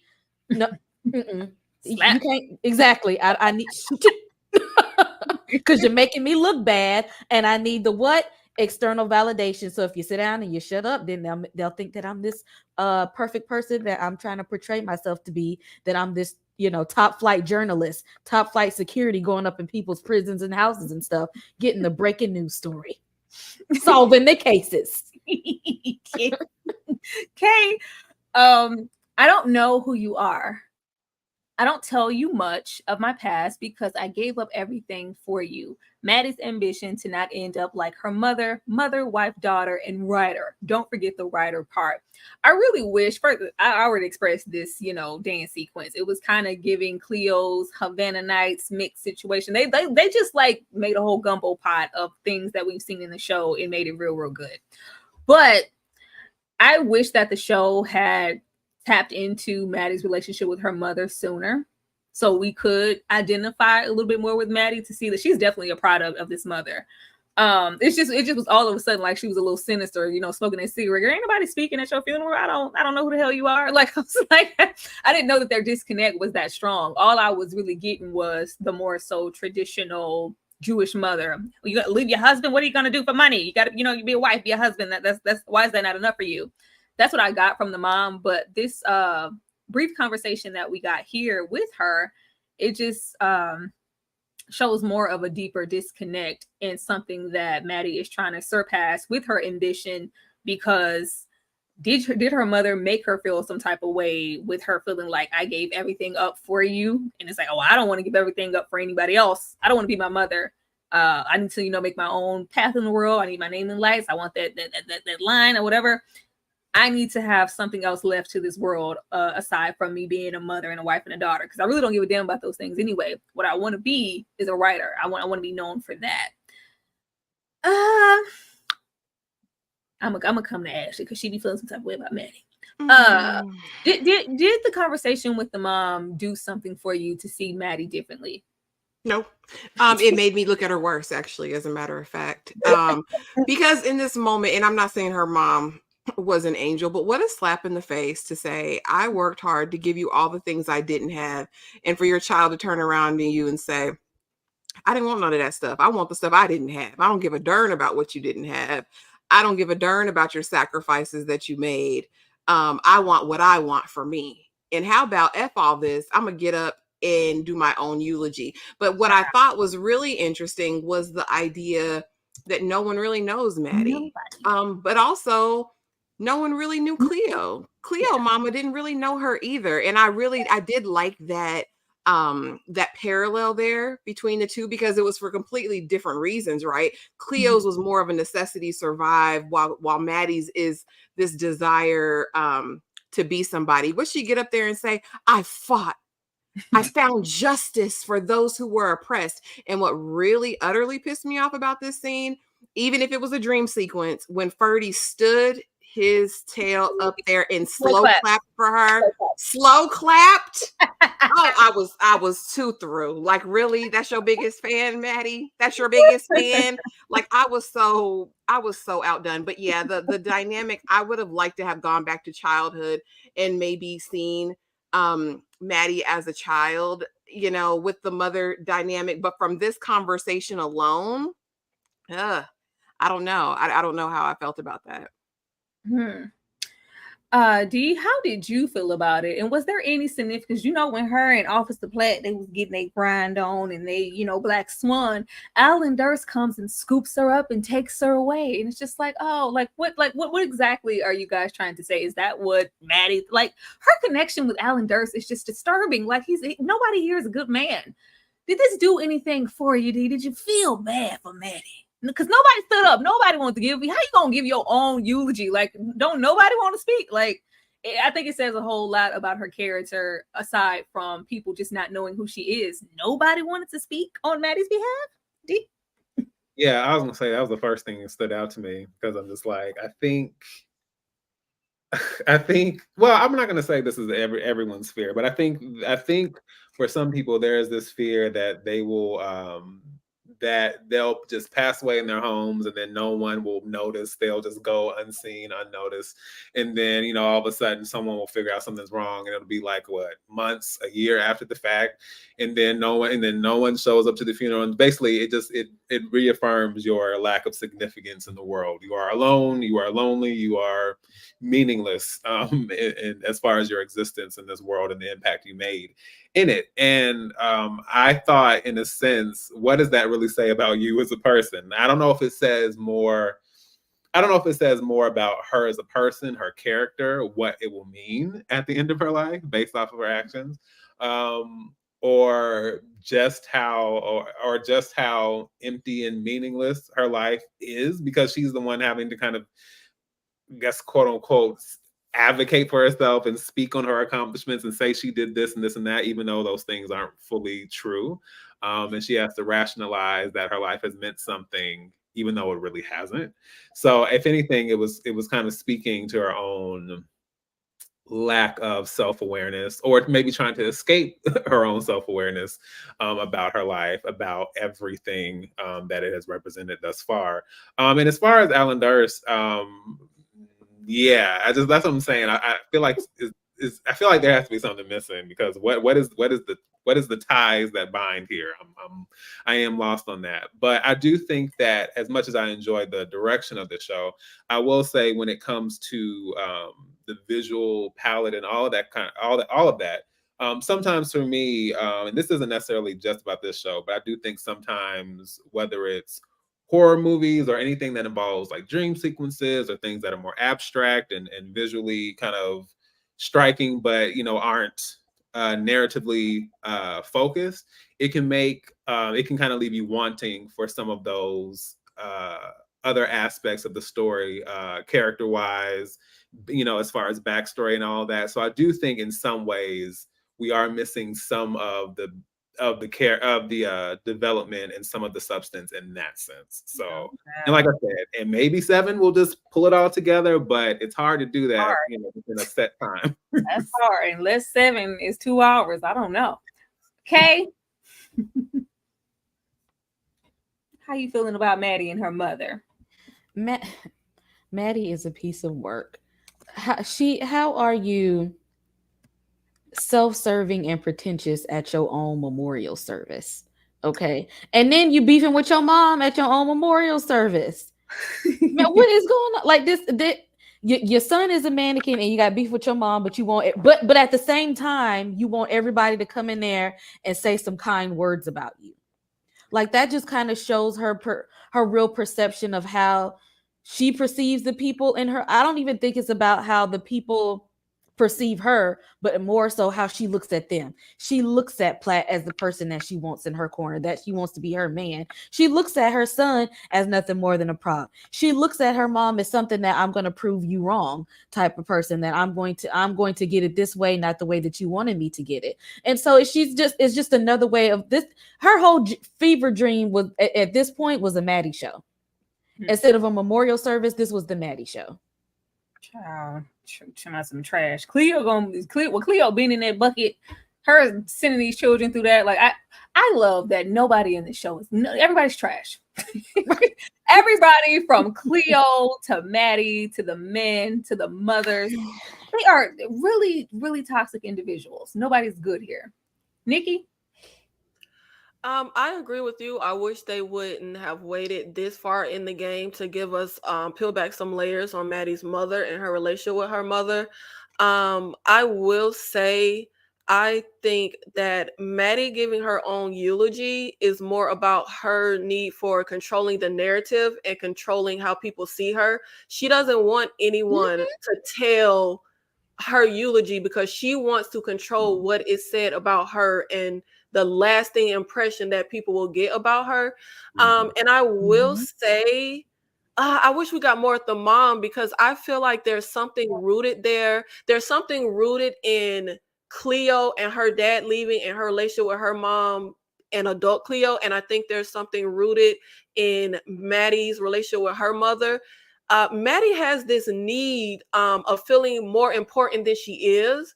And I feel like did she not get a certain attention or a certain fulfillment from her parents, where she has been chasing this need to feel important? I mean, even when you look at the whole Platt thing, like she is on her dying deathbed, like bringing up, you like me more than Cleo. Like she has this Cleo. Yeah, like it's like she wants to be more important and held up more than other people, and I feel like there's something maybe lacking or missing.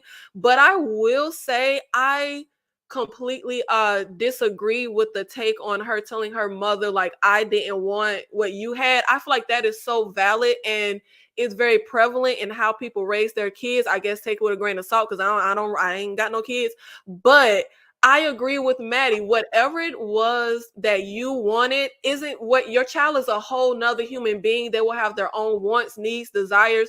So don't give me what you wanted. Give me what I want. Give me what I need, because I'm not you. I'm sorry you didn't get what you wanted. So don't continue the cycle, because guess what every parent does? Oh, I want to give you what I got.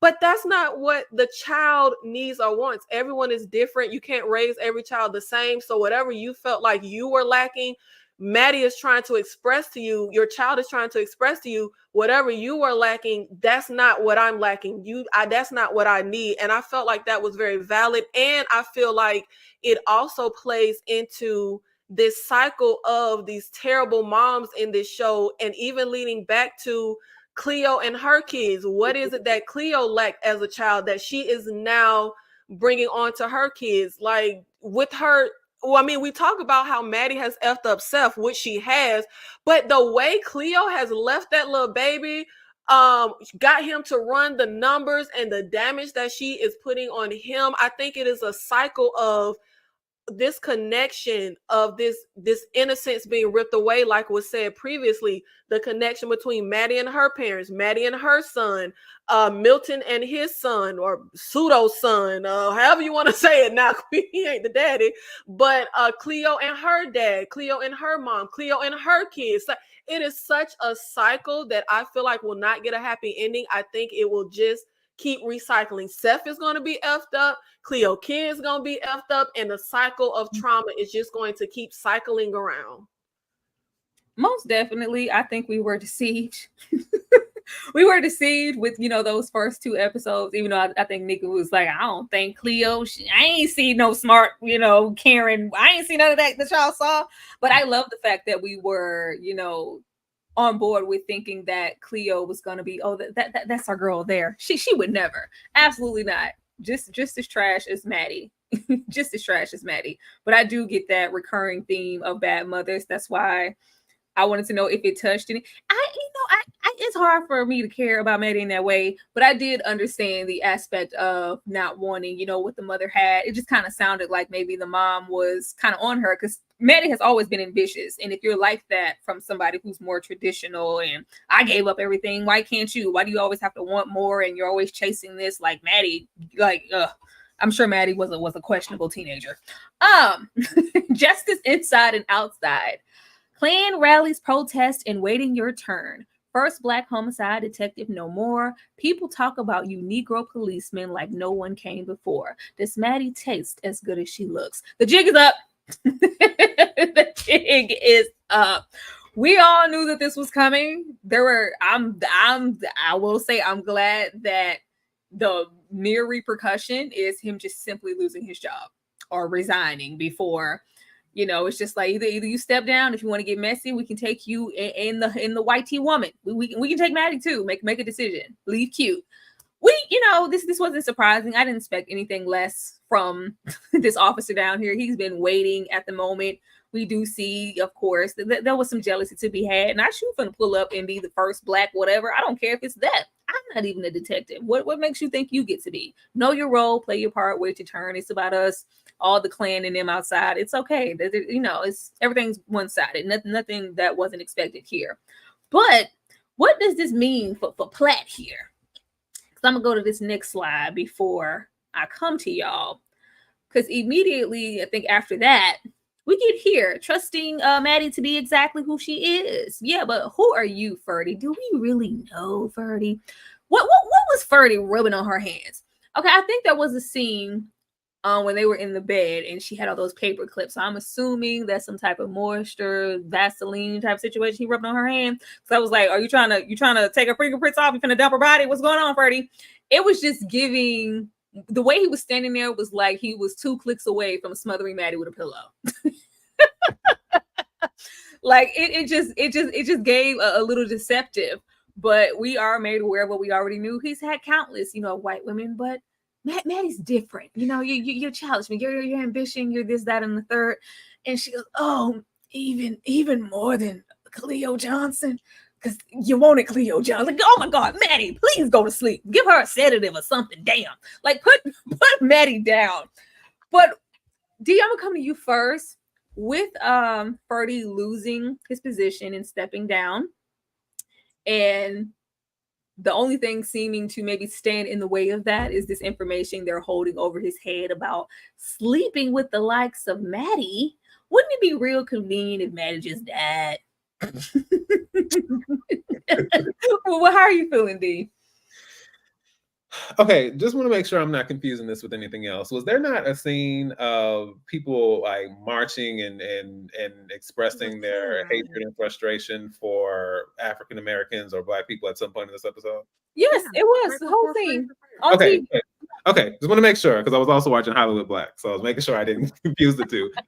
But yes, okay. So actually, when they showed that, I was like, "Is this foreshadowing? Is this a harbinger of doom?" I was like, and so the fact that it was just him losing his job, I was just like, "I don't think you're gonna," which I know he doesn't know. I'm like, you really don't understand the consequences of this and how bad this really, really could have been.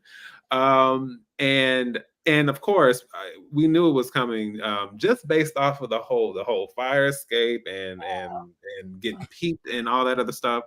But yeah, I don't really know what to say as far as the actual consequences because he seemed to not really care. And it just seemed like reckless abandon. And why Maddie was the person he felt the need to do this for made no sense to me. But yeah, as far as everything else, and now I could have seen it. It would have been interesting to see if he would be willing to go all the way there like that. But I don't know. It's just Ferdy is just obnoxious. It's just like I need him to pick a lane. Like if you're going to commit to something, do it. If you're not, then do something else. But it's just what makes Maddie different. I'm just the fact that she's insane, unhinged. I don't know. I don't. I'm not seeing it. But far be it from me. I'm over there with UD. The only thing they seem to have in common beyond their attraction to each other is their ambition. But I don't even think they drove that narrative completely home for us to really believe it. Their relationship has been very, shallow and convenient. And the only thing that shocked me about this moment was he was like surprised, like, "Oh, somebody saw me," like as if you were being discreet. Ashley. Right. There has been nothing deep or transcendent about this relationship. I want to know what knowing Maddie for 3 days and hunching in the bathroom made it okay that he got fired from this lifetime of work. I would actually like that element, Tyra, if he was unaliving her. At least he wouldn't be this palatable Black man, right? Do something, Ferdy. Get mad about something, scream, hit something, do something. Like, I really don't like his character at all, not in the least bit. You mean to tell me you lost everything you worked for over a 20, probably 10 to 20 year career, right? Being the only Black man in here, you forged the way. And all because this YT woman has sunshine and rainbows coming out of her cooter, right? It changed your whole world. It was just that deep that I want you and I want to massage your fingertips. Like it does make sense for me. It doesn't. There's nothing that was so deep about this relationship for me that I could just feel the heavens and the stars move. It didn't give that. So I'm with you. I hope next episode, maybe a quick thing, maybe he takes out the IV, does something slick. I'd be here for that. I would give me something, Ferdy. Give me something exciting. Not take out the IV. Nikki.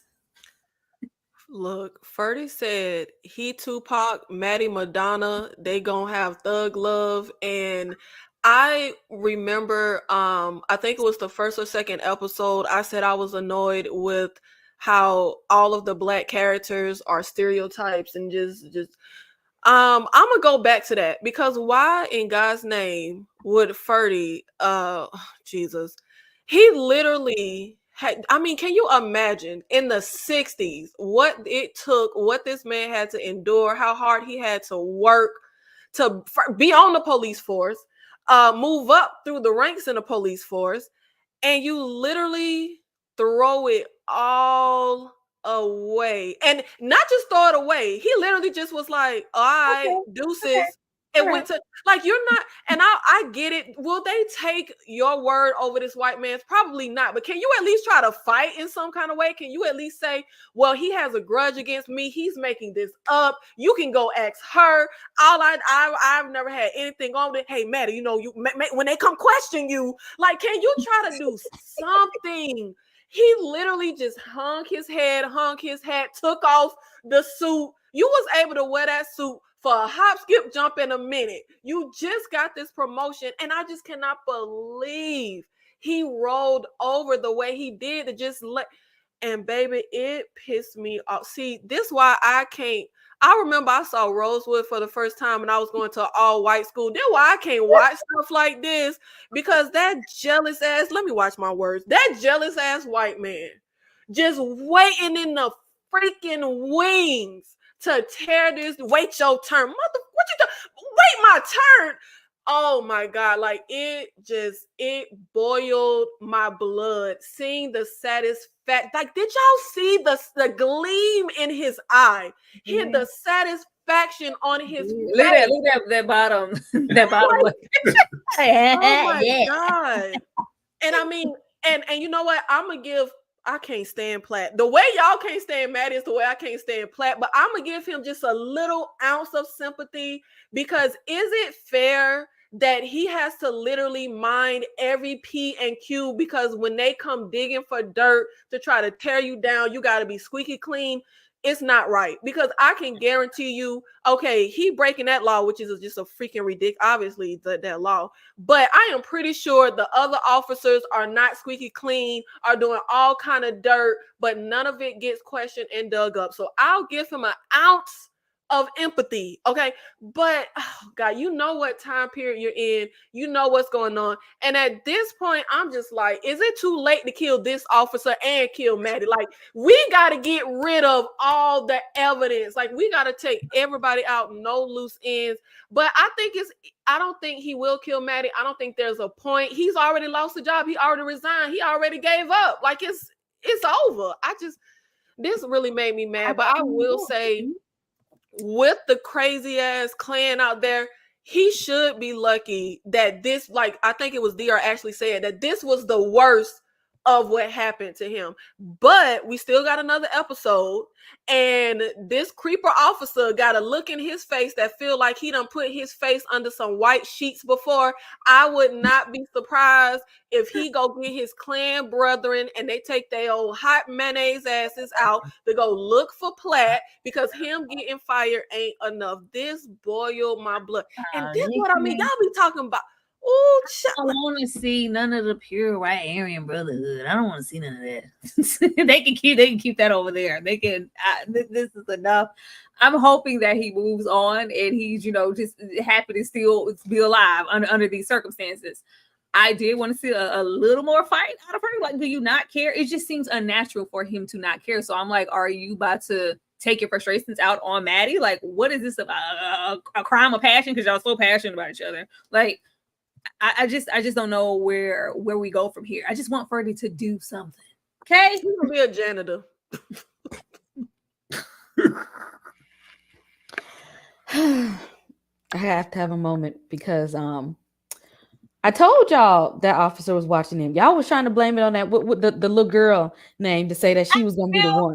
Judith had something to do with that. I knew, because I said when that officer saw that black man was about to get all these accolades and promotions and all this news, press, and recognition, they was gonna say, no, that's not what we doing here.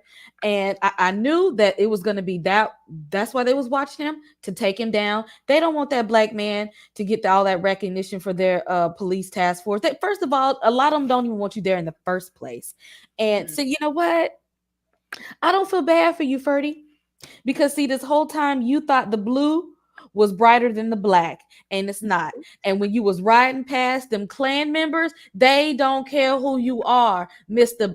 Black as Night black man. You still the black man, and you rolled your black ass up to that police station after riding past the Klan, and guess what? We met the Klan again, but in the blue, the same blue that you thought was hiding your black ass. And that's why you sitting there so docile, because this whole time he's ashamed, because he thought he had a little bit of power. He said, I got on this blue, I'm climbing up this fire escape with this white woman, I am untouchable. They have touched you, and you don't even know how to feel about it at this point. So I don't feel bad for you. Go sit in the corner and cry, because you done lost your job and you about to lose your woman, because see, now everybody know he can't be seen with her at this point, because he's like, they done told you this is illegal. You done lost your job. Go around that white woman again one more time. That's gonna be your ass. And you, goodbye job.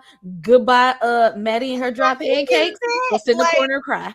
What we see with Maddie, you know, keep it on the low. You ain't even when Maddie rolled up on him at that funeral, lady, I am with my community. If you don't even he didn't want to acknowledge Maddie. Like he can't if it was gonna be all these repercussions, it's just I think there's supposed to be more passion present here than we're seeing, but it didn't relay on screen. So now we're just like, what? Why? He finna go home and be all alone. He ain't climbing up that fire escape no more. Cause now he know people watching him. Cause see, one time was the badge and a warning. The next time you're gonna be hanging from a tree. So he know he got to go see. He got to go sit down somewhere. That was a goodbye. But like bye, Matt, your ass made me lose my job, which really was his fault because he shouldn't have been climbing up the fire escape. But that's the reason. I mean, she can't get his job back. She not gonna pay for him to live. She gonna pay for his apartment, house, car, nothing like that. Be seen with him in public so they could both go to jail.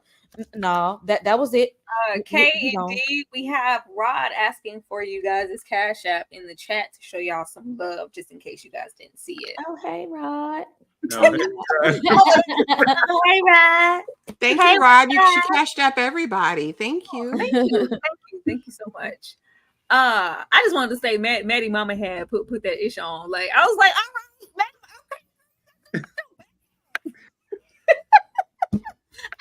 I wanted to acknowledge Maddie Mama Widow. She had put her stuff out. I just wanted to say that. But yeah, we end off this episode. And this whole scenario here with the mom saying, you know, that they're letting us in now. It's just like, we can have a seat at the table now. Why are you still, you know, chasing these colored stories? Like, no, I don't want access to that just yet. This is my bread and butter. This is where I'm going to get my, you know, my name and lights and be praised for breaking this story as a grand writer. I'm going to follow Cleo's dad all the way down here. Now, once we get over here, child, a lot going on.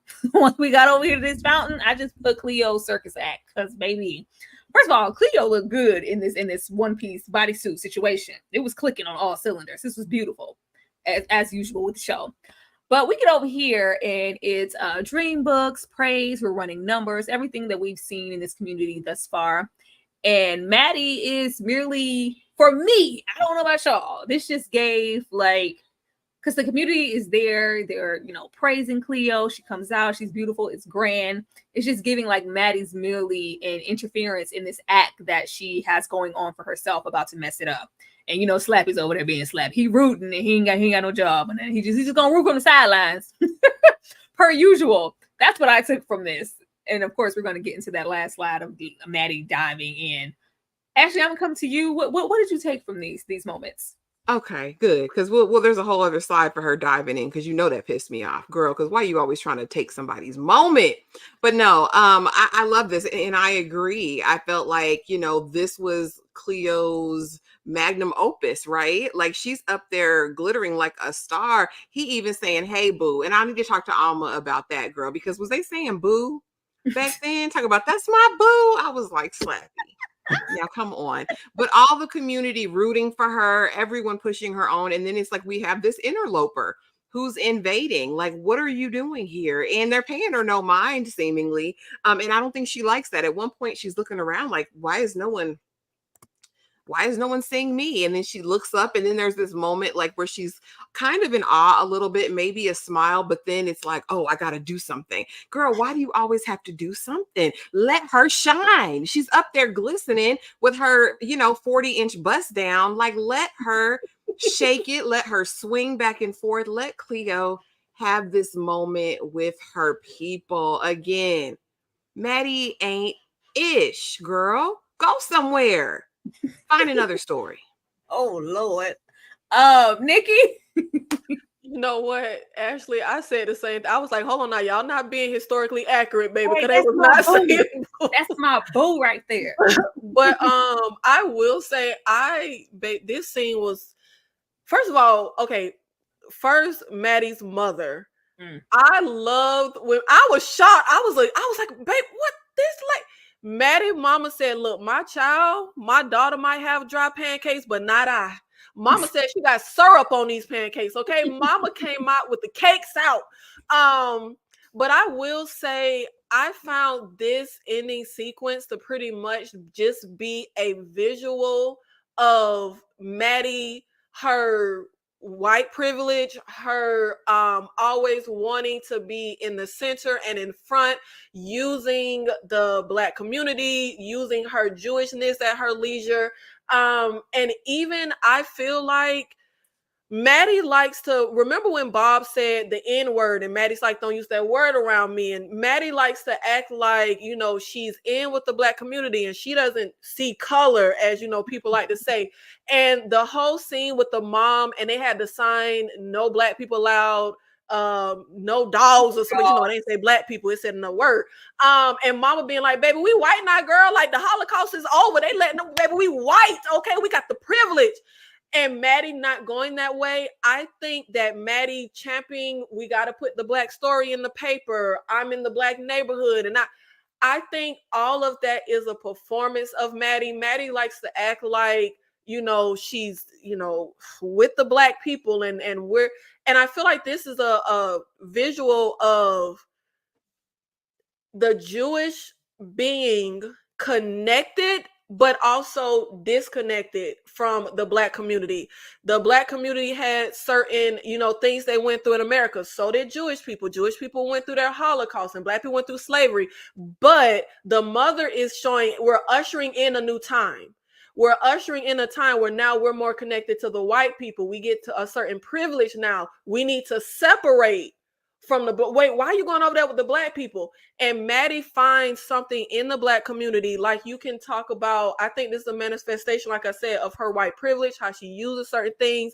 And you can go into even, you know, cultural appropriation and how certain people may want to take stuff from the Black community that they can use to their advantage. And I think that is exactly how Maddie is operating, wanting to use Cleo's death, wanting to, you know, fool around with Platt and be in certain scenarios. And anything that happens, whether someone dies, Maddie needs to take the shine. Maddie, oh my God, I see this Black woman over here shining, and baby was looking good. Baby was looking good in that suit, right and tight.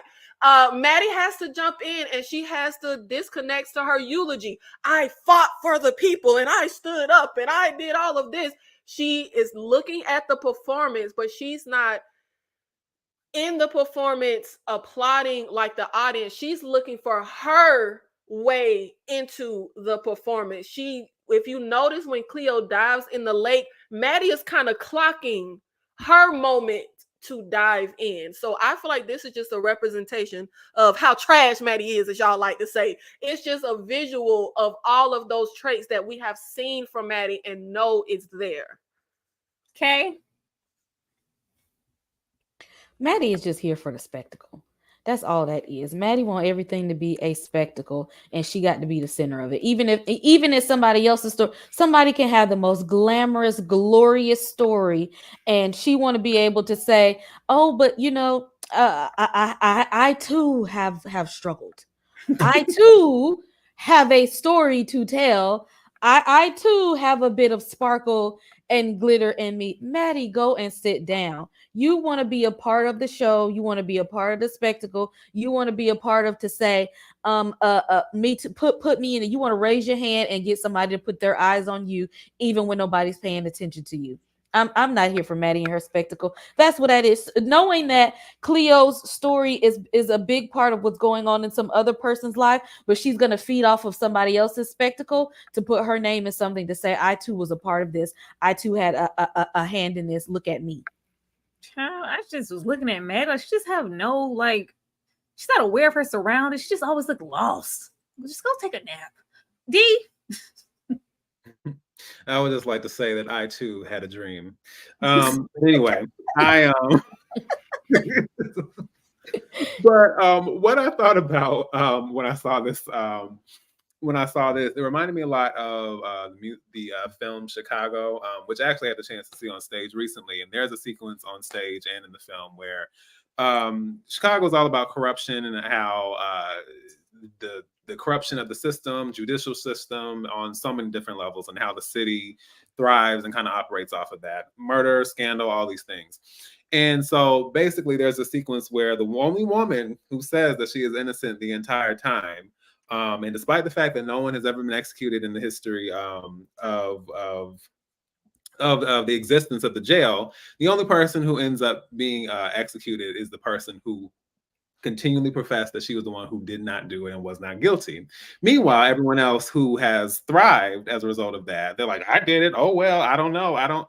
And, you know, and the system continues to thrive off of that. And there's a sequence where basically she does this disappearing act and she gets on top of this, on top of this, this ladder and this platform, and she has this rope tied around her, and then she just, you know, drops, and then she seemingly disappears. But it's a parallel for her her execution.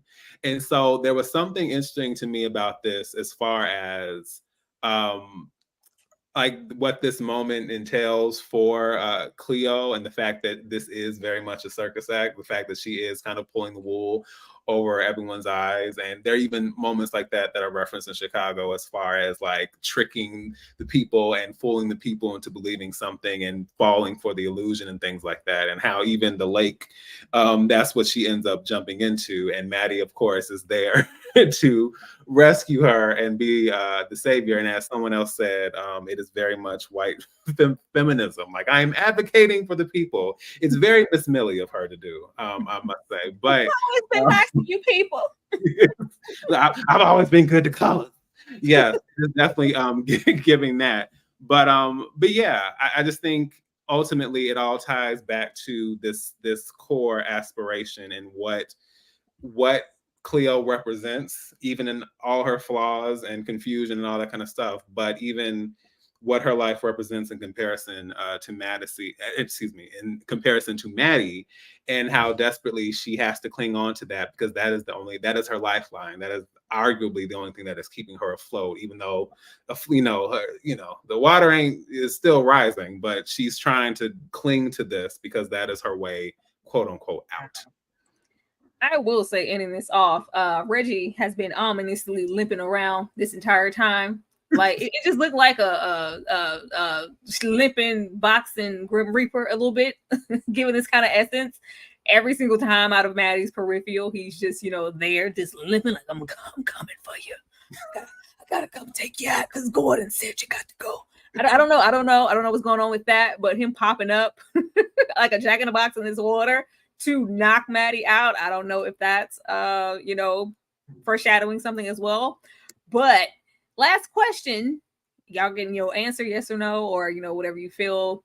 Is this really Cleo here in Maddie's room? Which I don't think so. Yes. Okay, Nikki said no. No. Ashley said yes. Absolutely, it's her. I was Cleo Johnson, but now I'm somebody else. She got a new identity. That's her. Okay, is this Cleo? I plead the fifth. No, okay. Kay read the book. So I can't give it. I can't say nothing. I can't. I'm gonna have to say a no comment on this one. Nobody tell you read that book, Kay. I couldn't help it. D, is this actually Cleo? I thought it was actually her, because I feel like the part of the point, and I'm sure there are like little moments peppered in throughout where we see reality, but because so much of this is dealing with surrealism and the dream world and just all these confusing, this kind of pot of gumbo, as you said, of emotions, trauma, backstory, all these things that are real and not real. I just felt like Cleo popping up at the end was kind of like the punch that we're back in reality to me. It's just I don't know, because like why would she pop up with everything going on? This is not another state, the city. No, you're still very much so here. Why would you jeopardize everything you've been trying to conceal to roll up as a nurse on Maddie? To say what? To do what? I don't know what to think here. I'm gonna plead the fifth for Kay, and I ain't read the book. I ain't read the book. I just really don't know. I would love for it to be Cleo, but I'm just going to save my thoughts for the finale episodes, because we just really do not know. D, what are you expecting? Or what do you want in episode 7? Because that's it. And we got a lot of stuff to wrap up. I want, since so much of it, which I'm not mad at, but like I said, because so much of the style has been emphasized, I want, as much as possible, and because we have kind of dug through those layers, I would like to just kind of focus on the gritty, the grounded, the straightforward, this is what it is, in all of its funky, dirty muckiness, all of that. Like, I just want it to be laid on the table, and not even in a well, in a sense, but I'm saying it doesn't even have to be in like some kind of obvious, superficial. I mean, not superficial. It doesn't have to be in some obvious like, hey, way. You can still do it in a way that's interesting and clever, and has layers to it. But I just want to like, this is what it is. And I would like to just see everything come together in that sense. And if there is anything hanging, and I hope it's not in a way that we feel like, oh Lord, because I don't want to walk away feeling like that. Yeah, I want to walk away satisfied. Like, you know what? 'Cause this is it. This is a limited series. You're not getting a season 2. I want to walk away like, you know what? That was a nice slice of whites only pie. I'd have some of that again. Nikki, what you want to happen in episode 7? How you want to finish this off? Because I know you want answers.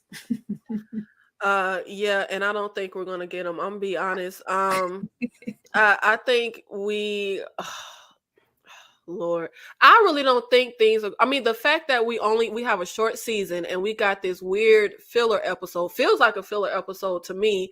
We really kind of went nowhere with this episode, in my opinion, as far as really giving us conclusions. So for the season finale, Platt gonna be an ex-con because Maddie gonna pop up pregnant. He gonna be a janitor living his best life with his white woman and his mixed baby. I think that since the show was so simple in Stefan being the killer, I think we're going to get to episode 7 and Reggie killed Cleo and Reggie's going to kill Maddie and the show is going to wrap up and we're not really going to have any answers. I mean, that's how I feel. Limping Reggie killing everybody. Okay, what about you? I must say, if we follow, because there's some deviations from the book a little bit. There's some, a few things that's a bit different. But if they do a wrap up, you're gonna get the answers. You ain't gonna like the answers. But I ain't gonna get up here and act like I did during the Changeling. If Alma gonna be here, I ain't gonna do that. Okay. I knew I shouldn't have went to K. K, not G. Ashley, what are you expecting episode 7? I just need Alma, like, okay, girl, we get it. You're an artist and you're sensitive about your ish, but I just need you to tie this up with a bow for me. Don't piss me off. That's all I want to say. Just keep it cute. Give us the answers, all right? Don't have me guessing. I don't want to be in the land of wonder and awe, searching for the marvelous by the end of next episode. just seal it off for me. I know it's going to be beautiful. I'm good with that, but don't leave me wondering, Alma. Please do me that service. Don't leave me wondering. Well, Kay, since you don't do that. But since you read the book, has the narrative of the book been exactly like the show to a T? No. Okay, that's all I need to know. That leaves room. There's hope. There's hope at the end of this tunnel. For you guys, that was episode 6 of Lady in the Lake. You guys have been great, per usual. Let me show y'all some love. We're gonna say our goodbyes and let you guys know what we have coming up. We'll be right back.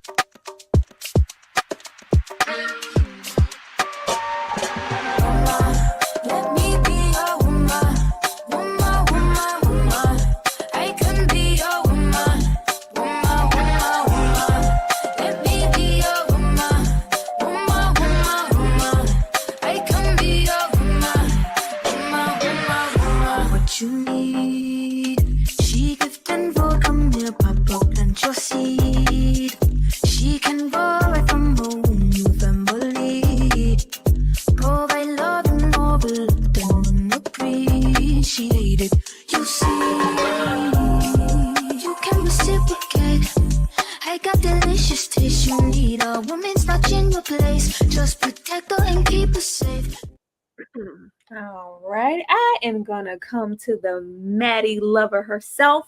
Nikki, let the people know what you have coming up on your channel. Thank you everyone for sticking with us through Lady in the Lake. Thank you to everybody who showed up. Please check me out at King Nikki TV. I have a ton of content up. I just did a video on Black horror movies you might have missed, recommendations, 15 greatest scream kings of horror ranked. I do a lot of horror content, but I also get into some other content. I recently did Bad Boys. Went through the whole franchise. I also did a Would I Survive These Horror Icons tier list ranking of which horror icons I could possibly survive. And coming up, I will be covering the show From, along with some of the other ladies. I got just a little bit of everything. So thank you so much for supporting.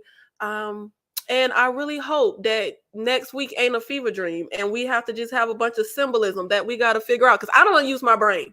Thank you.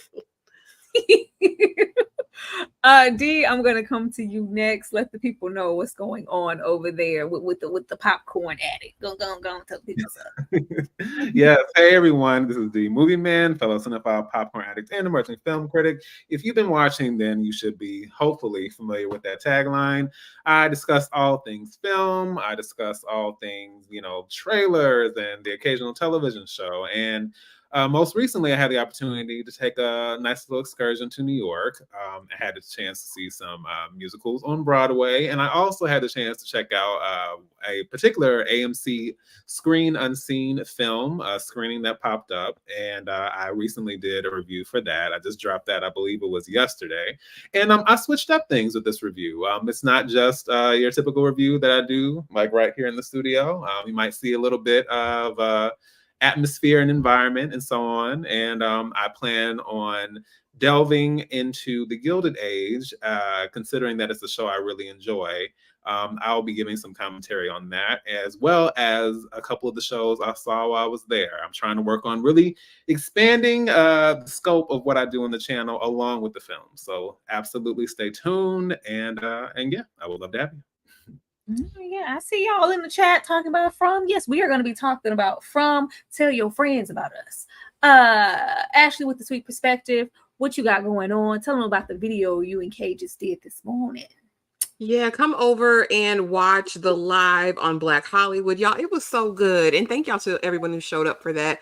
And just don't forget, Tyra's birthday live is this week, Thursday, the 22nd. It's going to be so much fun. Y'all know on Tuesday, we deal with them vampires. So just make sure you're subscribed to everybody's channel. Please have that notification bell on so you don't miss a thing. And thank y'all for riding with us through this. Can y'all believe we're almost done with this season? Thank you guys so much. We appreciate you to the moon and back. And thanks for hosting, Tyra. Oh, absolutely. Don't miss the cosplay. I'm gonna say that. Don't miss D giving us John Sr. Don't miss Kay giving us all her good, Bernadine energy. Don't miss Ashley giving y'all all the Robin, go Michael. Y'all don't want to miss that. You need to be here in the house for that and to sing happy birthday to you, girl. I would love to see you there. Last but not least, Kay, what you got going on? And don't tell no secrets from the book, Kay. We'll need that. Save it. I feel like Kay knows something we don't. Yeah, so I ain't gonna tell y'all everything, but I'm gonna hold on, because I couldn't wait. Once this episode, I was just like, this wasn't enough answers. I had to go to the book. Yeah, so Tuesday, sorry, see if you out there, I gotta drag Louis because this episode, we know he told a lot of lies, and I have to go off on him one more time. Tyra's birthday is this week, so I'm really excited, y'all. We're going to act a fool as we always do, and then make sure you all know the horror panel that is on Saturday. Support the ladies, and come back right here on Sunday so we can talk to the creator herself for Lady in the Lake, and I'm so excited. Thank you, Tyra, for hosting this evening. Y'all, thank you for bearing with me and my snotty nose. Oh man. Well, per usual, y'all know what will be. Make sure you're here. Don't be late, because I know a lot of y'all be popping in late. I want all of y'all to be here and bask in the ambience of Alma and all the great things that she has to say about this show and the things that we have to ask her, and hopefully get some answers in the finale episode, and hopefully get y'all keep playing on my top. I saw them 93 people. Keep on. Keep on paying. I saw the 93. I would love to see 100. But per usual, we will definitely see you guys Tuesday for Interview with the Vampire. And we will definitely see you guys next Sunday for the finale episode. Y'all have a good night.